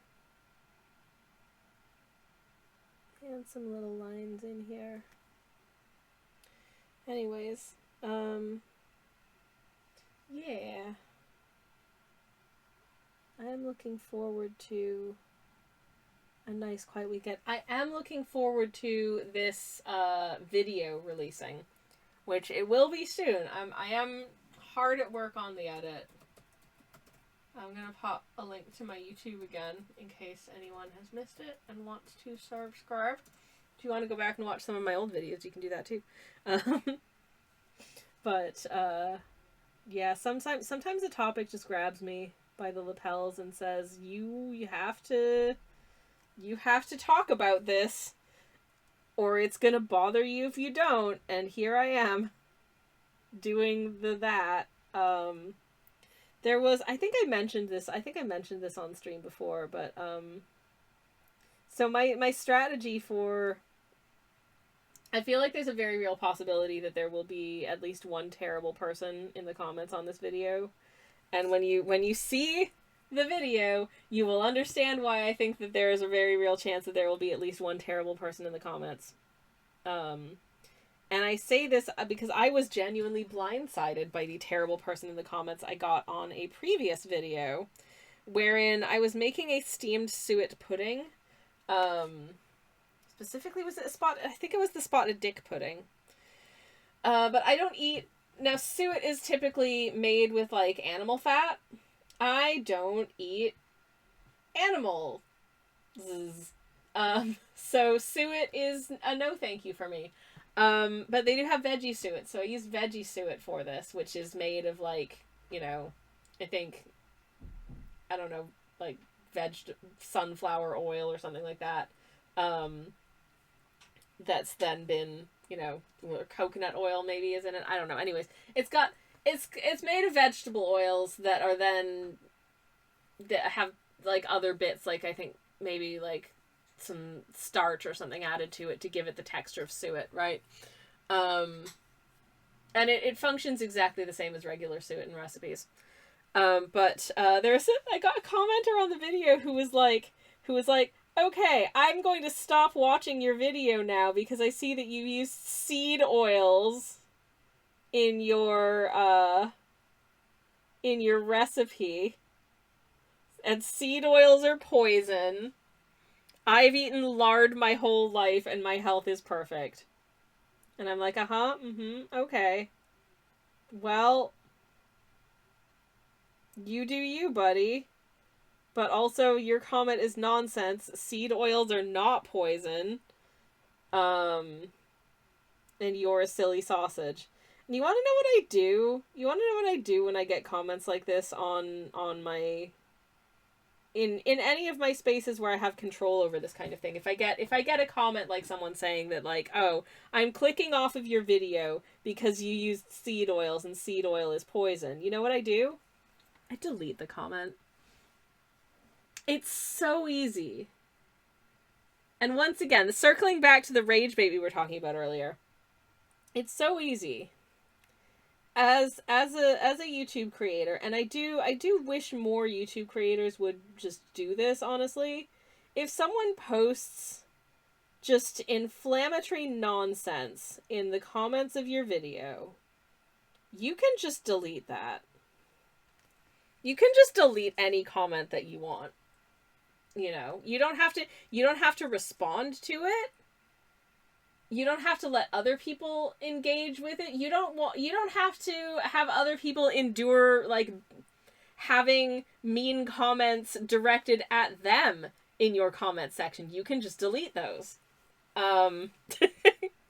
And I say this in part because there was another YouTube channel that I stopped watching at this point because I felt uncomfortable because I made a perfectly innocuous and normal comment and someone replied to me with just like the stupidest I need to be mean and inflammatory for no reason response, right? It was also a little bit, how shall I say, anti-immigrant in its sentiment. So again, get in the bin, you fucking loser. Pardon my French. But yeah, it was a very not nice, very uncool comment. And, I felt a little bit bad that the person who posted this video didn't think, wow. And this isn't even a video that had, like, millions of views or anything. It was a fairly, like, it had a couple thousand views, and it had in the tens of comments. So, like, it's not like there are so many comments that they can't see or read all of them, which I'm sure is the case for, like, if you've got millions of viewers, you get thousands of comments, you probably can't read all of them, that's fine. But this was a fairly small creator who had, like, a couple thousand subscribers and got, like, again, like, tens of comments on this thing. And just let this person hurl some pretty offensive abuse in my direction. I reported the comment for, you know, being, like, harassment or whatever, because it was super uncool. But yeah, I felt a little crappy that, like, the person who uploaded the video was just like, yeah, okay, it's just a free-for-all in my comments. Go ahead, be horrible people if you want to. Because it's like, you know, if you're willing to just let that kind of thing fly in your community space, and that is a community space, it's the same way that, like, if I come into a Twitch and the Twitch chat is just, like, unrestrained, you know, sort of meanness and racism or whatever, I don't want to hang out in there, even if it's things that the creator clearly doesn't agree with. If they just let that happen in their space, that's not a space that I feel safe or comfortable in. And that's the reason if someone posts something stupid like, you know, seed oils are poison in my YouTube comments, I just delete that crap. Because you don't like, no, you don't need to leave that there. You could just get rid of it. Anyways. Tell says, I would language you, but it's deserved. Thank you. And also said this somewhere else, but good moderation makes good community, and bad moderation makes bad community. I wholeheartedly agree. I think that, you know, like, I don't necessarily agree with the rules. You know, it's not so much agreement. I generally wouldn't necessarily hang out in chats where I disagree vehemently with some of their rules, but certainly there are certain rules that chats have or don't have that aren't the same ones that I would apply to my own spaces. But, you know, if I can see that they're, like, well enforced and it's a comfortable place and people are being civil to each other, then I'm probably going to have a decent time. If it feels like it's kind of just a free-for-all and rules are not enforced, I'm probably going to feel worse about being there. You know, or if there are certain rules that are missing that would probably make it a more comfortable space, I might not feel cool hanging out in there. Anyways, all of that is to say, we're coming up to a break. So I'm going to disappear for a few minutes and you might see some ads. I'm really sorry if you do, but I'll be back really shortly and you won't miss anything. So BRB, friends. Well, how about that? Friends, ads are done. Hi, we're back. Welcome back, friends. Hope you enjoyed the BRB music. Hopefully it was playing correctly and all that. I can't hear the music, so I just have to kind of take it as read that it's working correctly. Teehee. Anyways, where was I? Japanese bobbin. Okay. Shall I do the sort of gray tummy section? Maybe I shall do the gray tummy section. So let me just rewarm, because I've got some gray on here already. I'll just rewarm this gray and then maybe just you. Just also actually warm the gray a little bit because it was a bit of a cooler gray than I think I want here. Tummy fairly smooth, but we've got some little feathery moments here and there. So good to acknowledge that. In part because they are very stinking cute.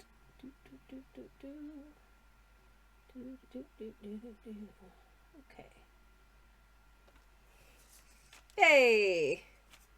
That is a bird's tummy if I ever did see one.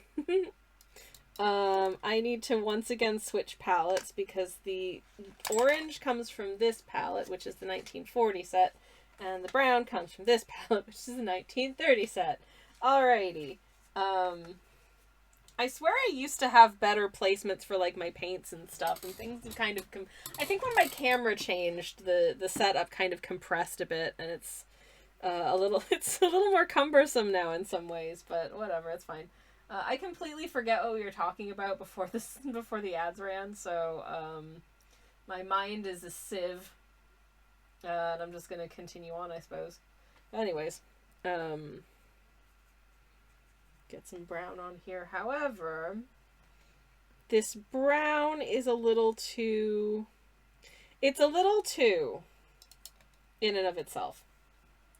So I want to add a little bit of yellow to it. I think the brown in and of itself in this palette is a little bit too reddish. So by adding a little bit of yellow, that kind of tempers that down a smidge. I'm going to once again have a little look at some cute bobbins. Oh, I love them so much. What a beautiful... This one's female. What a beautiful lady. She's so cute. I love her. What a... Oh, look this boy is in the same pose as the one that I've painted. Just sticking their butt right up in the air. Whoop. Very, very cute. Okay. Okay, so let's see. Now this is going to be largely some straight lines, I think, more or less.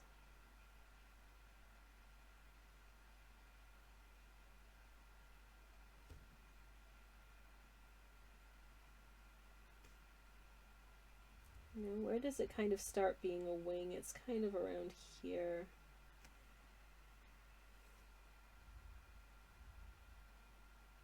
so I shall follow that as best as I can. Okay. Ah! Oh, I lost my paints. Heck. Alright. There we go. I do am having a nice time with these,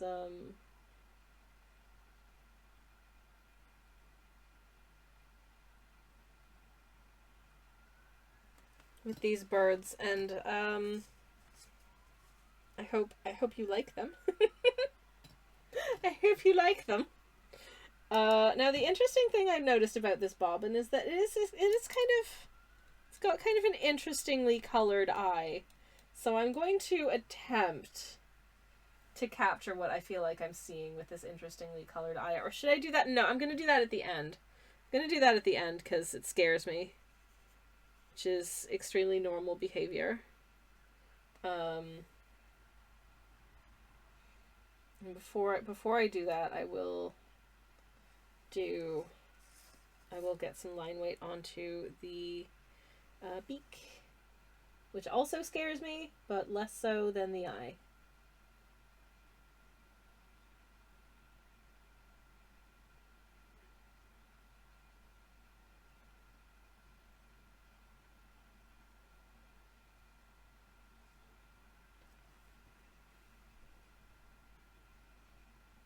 Hopefully that looks fine.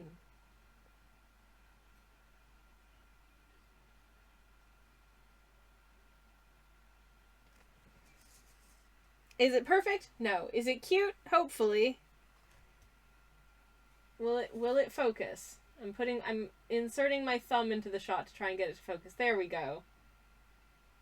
That's our Japanese robin so far. It's almost done. I hope you like it.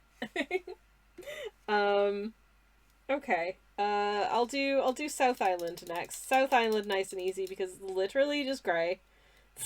Literally all gray. Nice and simple. I did want to, in doing these, my aim really is to try and capture, like, a reasonable variety of robin species in every, little page that I do. Like, I'm not just gonna post this blob of robins. As you can see, they're all, like, several of them are at funny angles so that I could fit as many of them as I could onto a page. I will be posting them separately, just like, here's a bird, here's another bird, there we go. Okay, now this bird is more or less upright. Maybe like, I think that's the angle. But my aim is to do, like, a whole bunch of these, like, at minimum 16 of these little bobbins, and then, like, compile them into, like, one big piece. That's just like, hey, here's a bunch of robins. I don't know why, I just like them. I think they're cute. That's literally the reason I'm doing this, is that I like them and I think they're cute. Do I need other reason than that? I don't think so. Okay, well, this example of the South Island robin is quite smooth, so I think I'm gonna go with that and give it a fairly smooth texture, if I can. So let me pick up some more of my gray paint and water it down a smidge. And we'll go with that. Okay, cool. That's a lot of robins still. There are so many. That is like a short list that I whittled down from a long list that is not even a complete list of robin species. If I were to just, I don't know if I'm going to get an accurate answer if I ask how many robin species are there. Like, number of robin species in the world. Because I feel like a lot of North Americans and also Europeans know of, like, one robin. Number of Robin Hood movies, it suggests as an autofill. No thank you.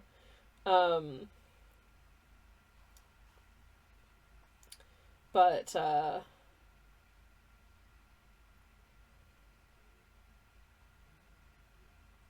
Yeah, there's a lot of robins out there. Um, how many robins are there in the world? That's a YouTube video. I don't want to watch a YouTube video right now. Just tell me how many species of robins there. This is a difficult question to answer apparently. So, I'm gonna have to get back to you on that because I don't actually know how many there are. Because they don't all of the robins don't necessarily belong to exactly the same family, because for instance, you may be familiar with the fact that the North American robin, which is called a robin, is in fact um a member of the thrush family. It's not related to like the European robin um or other such. So like it's a cousin as far as I'm concerned, but it is, and it's adopted, but we still love it. Uh But yeah, there's a lot of robins out there, and they're real stinking cute. That's a lot of robins, at least one. Yeah, I mean, there's at least 30 some odd, and there's definitely more that I just haven't encountered yet. So yeah, lots of robins,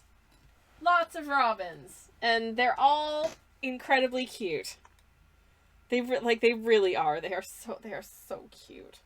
So cute. I love them with my whole heart. Which is part of why they're all getting painted here. Because they're so cute. Okay, I'm gonna, oh no, my palette's falling over. Get over there. Okay. I'm gonna start painting this bad boy.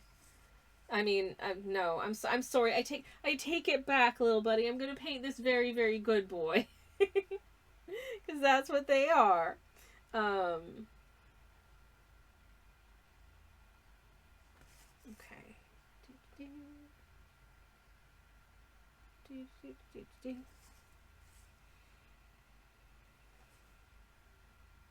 Okay. Sorry if get quiet. Lightly concentrating on not ruining my bird.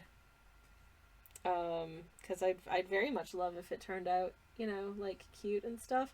Oh yeah, I remember what we were talking about before the break. We were talking about like moderation and the fact that if someone is real crappy in your comments, you can just delete that. And personally, I think you probably should. I think it's generally better for the community as a whole to just nip that in the bud. But yeah. And that's the other thing. If you find yourself in a situation where you're like, this community makes me uncomfortable, you can just leave. If you find yourself as a creator in a situation where you're like, my own community is making me uncomfortable, you may have to make some tougher decisions. But ultimately, on the other hand, like it's gotta, if you the creator are uncomfortable, you definitely need to fix that. And I say that as someone who's had to make difficult moderatorial decisions before as well.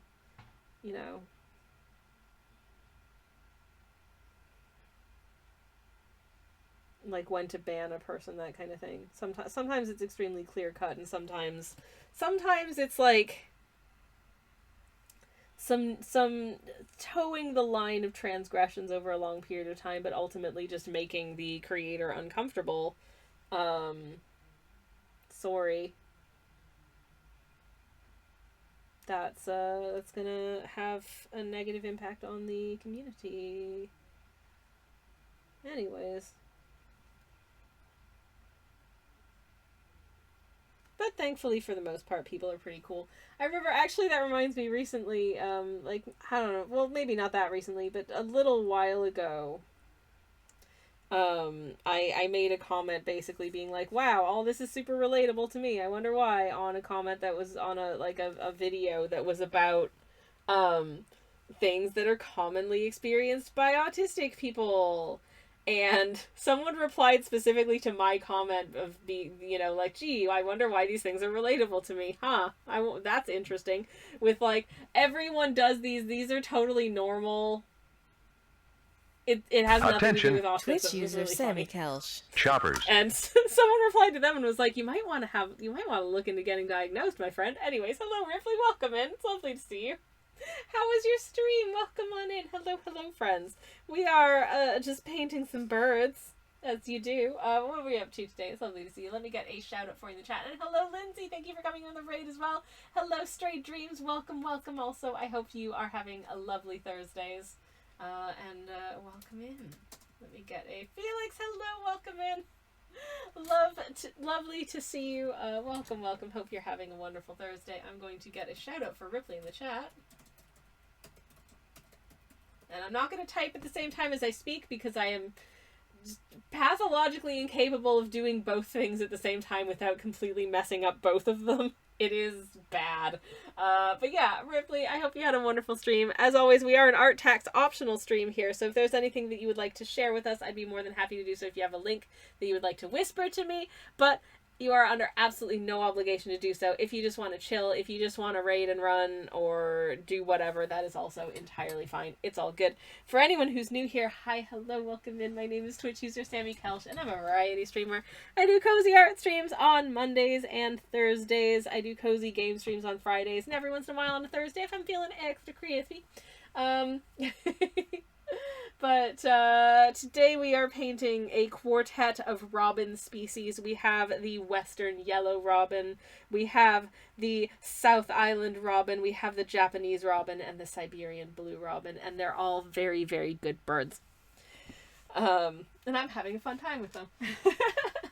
Anyways, Ripley says, thank you, stream was great, no recent art sadly, but hoping to play soon. Aw, nice.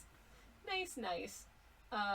Yeah, we are doing the Japanese watercolor stuff, and if you're curious as to what some of my recent artwork looks like, here's something we painted on stream not too long ago. If I can get it to show up, this is what some of my artwork looks like when it's done. Also, hi Ernesto, welcome in. It's lovely to see you.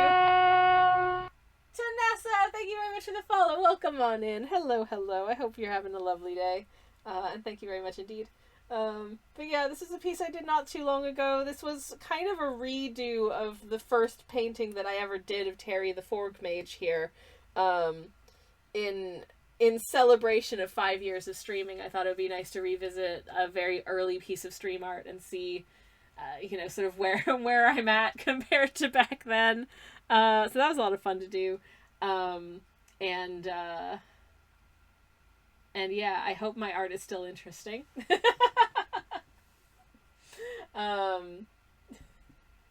Nessa says, hello, Nessa. Mostly lurking, but I'm also a watercolor streamer. Hell yes, I'm always stoked to find a fellow. There are literally dozens of us. I know.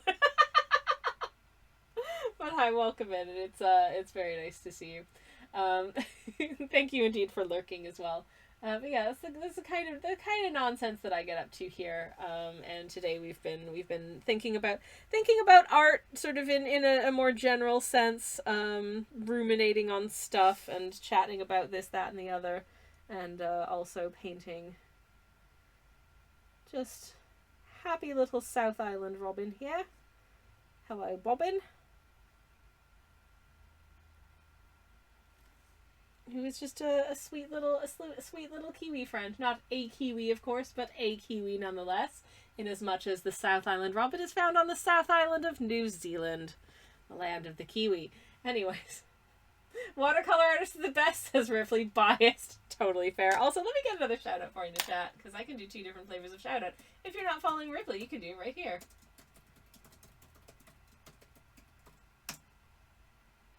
Hey, and it worked. Good job, me. Anywho. But yeah. Which paints did you say these were? This is indeed... Oh, wow. Good job. This is, this is a Gansai palette from, this is the Retro Gansai 1930 set from Choosing Keeping. I'm also using the 1940 palette. Because we've got quite a range of colors, and I did want to be relatively naturalistic in my use of color here. I'm not always, obviously. But for my bird portraiture, I do try to be relatively true to the colors in real life. Otherwise, I feel like if I'm not at least staying more or less true to what colors their plumage would be IRL, are you going to be able to tell that it's a South Island robin? And I get really scared that you're not going to be able to tell, and then what did I just do? What was the point of it, you know? I would not say that anything we're doing here is realism because I'm not very good, but I do aim for a certain degree of you can kind of tell what bird this is if I'm painting actual birds that exist in real life versus like I would say this recent cow that I've done for a YouTube video a little bit more stylized, but I feel like you can still tell it's supposed to be a cow, or at least I hope you can. Here's my YouTube channel, by the way, if you want to see when that goes up. It is going to be so niche and so interesting to absolutely no one, but I hope people watch it anyways, because I spent a lot of time stuck in this rabbit hole. I have the big general color set green box pearlescent set. Oh, the Karatake watercolors. I have, where is it? All I have from that brand is this, which is the gold, and I do enjoy these gold paints. I think they're very good. But I don't use shinies very often because I find it really hard to display shinies online. And in general, myself and my partner are oftentimes the only people who see my artworks in real life, unless someone buys an original, and I don't tend to sell my originals very much, so that is a rarity. But I do like working with a shiny because they're really pretty. I do also have speaking of shinies, I do also have a couple of the duochrome paint colors from Daniel Smith Paints, and oh, those are fit. Those are so fit. They're super pretty. I'm just zooming in on a South Island robin's beak so I can try and you know, get the shape as right as I can. Which I absolutely will not. But geez, I already haven't done it. Well, shoot. Never mind. That's not too bad. That's not too bad. I use almost nothing but shiny and color shift paste, and yeah, posting them is hard, says Nessa. Cameras hate them. They truly do, but they're so good. They're so good, and they're so pretty, and I love seeing other people's work with them. I actually have a workaround that I figured out for a piece that I did. That apologies for the self promo, but it is my channel, so I am the one person who's exempt from the no self promo rule. But there's a piece that I did last year that like people wanted prints of, and I was like, how am I going to do prints of this though? Because it is this guy, which is, as you can see, you know, inspired by like a medieval manuscript page type of artwork, and it is indeed painted in gold, as you do, which, you know, is very much of the period, sort of illuminated works and that kind of thing. But I was like, if I do just like an art print of this, it's going to be, you know, sort of, it's going to flatten that shiny goldness down, and the way that the gold is like luminous and stuff is really cool. It still looks really good as an art print, by the way, but I did figure out that my prints, you can paint on top of my art, like the art print paper that I use, which means you can paint on top of the art print paper that I use, which means that when I got prints done of that hornet painting, I just I have two available. You can get just vanilla print, or you can get an illuminated print, which means I take the print and I repaint all of the gold sections of it. It's more expensive because that does take me a little bit of time, but it is very fun to do. So, and it turns out both of them were pretty well liked. So thanks everyone for that. By the way, for anyone who's come in recently, I did recently update my shop. If you're curious, you can check it out right there.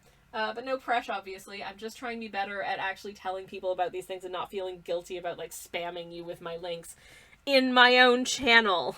Why am I like this? I don't do prints for almost anything, but hand embellishing is definitely an option, says Nessa. It's also fun. It is, I mean, it does make it a more expensive piece. Because, my god, that is extra work, and you should be, you know, like, what's the word I'm looking for? Compensating yourself appropriately. But it is a fun thing to do. And I would consider doing, if there was another shiny artwork that I was like, oh, this needs to be a print, I would consider doing it again. I'm awful at advertising myself in my own channel. Yeah.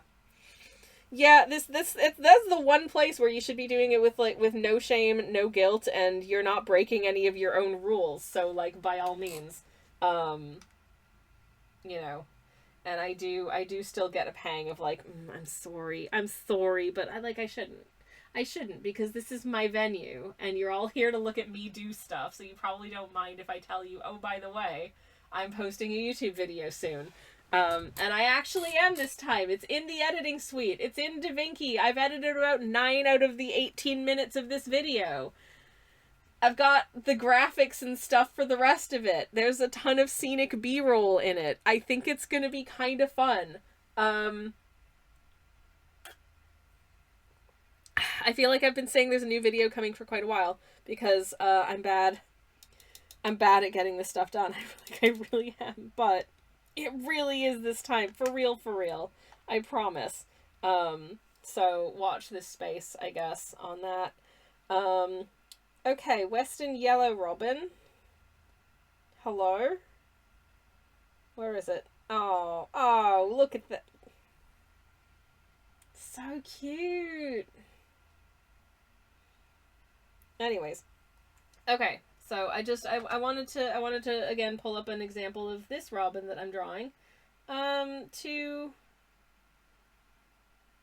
try and get the textures right. And there's a nice combination of smoothness and fluffiness in this bird's plumage. So that'll be fun, I think, to capture here.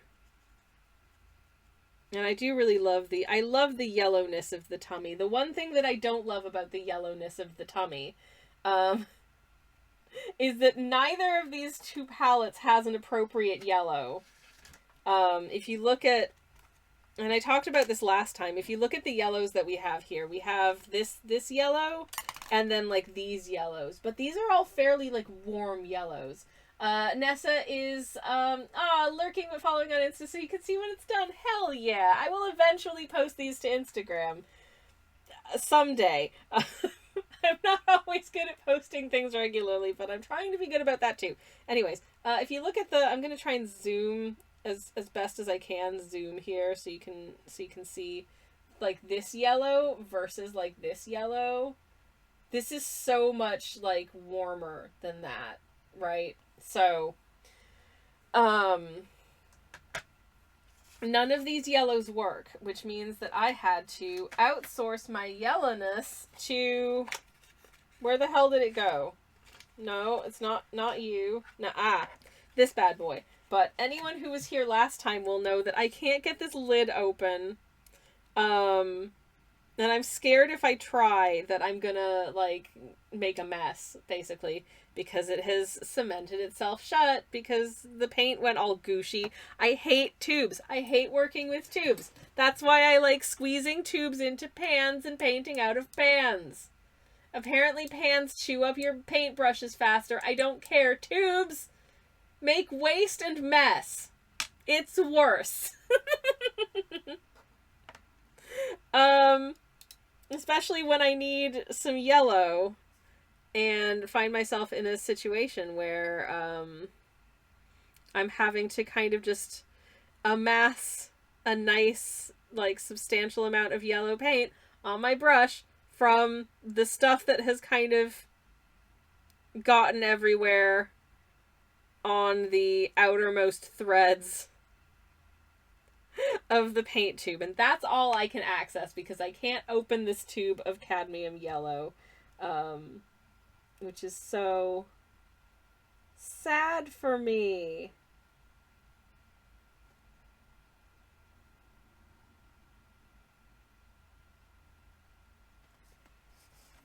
But that'll do.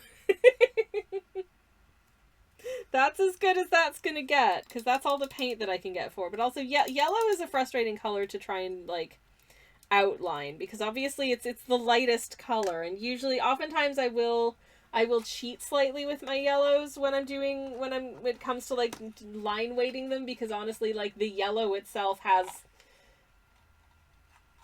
it is very light in terms of its value, and it just doesn't really get darker. So a good way to kind of cheat that out is if it's a cooler yellow, to add a little bit of green, or if it's a warmer yellow, to add a little bit of orange, and hope that it's just, you know, it'll work out harmoniously enough with what's going on around it, right?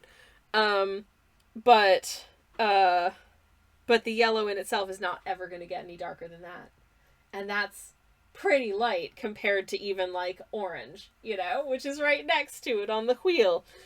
Anywho. So there you have it. And what was my point? I don't think I had one. But I'll do the rest of Little Western Yellow now. And I probably won't go on too much longer. I might have to do Siberian Blue off stream. Because I've just seen the time, and I'm going to have to go cook dinner. And dinner's going to take probably about, 40 minutes. So I might just finish our little Western Yellow Robin, and then go do dinner. That's all right, I hope. Okay. Come on. For some reason, every once in a while, the paint doesn't want to sit super smoothly on this paper. I think it's probably, however this, like, the sizing on this paper is formulated. Most of the time it's fine, and sometimes the paint just kind of disagrees with it a little bit, which I'm just noticing here. It's like, it's okay, but that was a little bit of effortful work to get that to do what I wanted it to just there. And I'm noticing it a little bit on this wing as well. Huh, that's interesting. Okay, all right, well, so it goes. It's fine. It'll be fine. Anyways, yes, I hope whatever y'all get up to this evening is fun. I'll be back tomorrow morning, as per usual, on my Friday morning adventures, doing a little silking of the old song, as it were. So, if that's something you think you might be into, feel free to hop on by tomorrow morning at roughly 10:30, but if it's a little after 10:30, no, it isn't. I'm tired, and I probably needed a little bit of extra rest before getting up. And no one's going to mind that from me, because y'all know what a tired bear I am. My health isn't 100%, and I'm trying my best. But we are in a fun area of the game, where I have to platform really fast because it's very cold. And if I don't go quickly, I start getting too cold and my health starts disappearing, and then I freeze and die. So, yeah, having fun with this area. Hopefully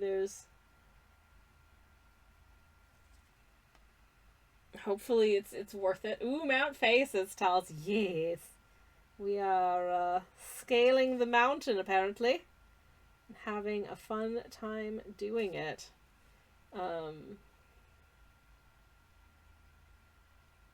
Some challenging platformy gubbins happening here. It is really fun, though. It's frustrating, but it is really fun. So if you want to watch me suffer and fail repeatedly, that's probably what's in store. Like, realistically, that's probably what's in store. Okay, I'm gonna clean down my brush a little bit, and just because I feel like the the space where the one color of line meets the other color of line should probably fade out and be a little bit less abrupt just there. So hopefully that's fixed it. And I need to just have a little look-see at our beak again if I can, to see how we're doing for beak shape. Okie dokie. Okay. Oh yeah, this beak has an ever so slight overbite and it's very cute.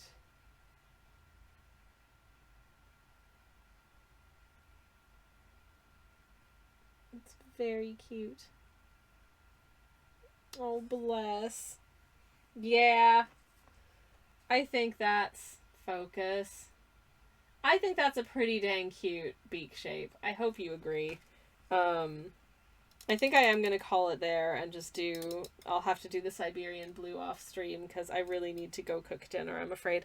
But I've had a lot of fun hanging out with y'all today. It's been really, really nice. I look forward to coming back tomorrow and doing some video gaming. And I look forward to having some poutine for my dindins. And then probably getting back into the editing suite and maybe getting a couple more minutes of YouTube video edited. We shall see. We'll see how I get on with that. I don't know. 10 out of 10 cute beaks and styles. Yay! Thank you. I tried my best. I appreciate that. And yeah, once again, in the name of egregious self promonials. That's not a word. You know what? It is now. My shop just updated. Here's a quick rundown of the new things that are in it. There's also a bunch of old stuff in it that you can also have. This and this and this guy, and also this guy, and also this guy, and also this guy. These sapphic Canadians. Skong. Thematically appropriate because we're on Mount Fay right now. Craig. Splish Splush. Fanta. Limited edition blue raspberry fight milk lattes. And Star Wars. Okay, I think that just about covers it. Thank you for sticking around through the advert. Yeah, and I'll be back again tomorrow morning. Let's find somebody to raid. Let's find somebody to say hello to real quick. I will probably not stick around for too long because I've got to go do all of my stuff. But we can definitely go do a little raidy raid. Who's doing what today? Okay. Okay, let's raid. Two.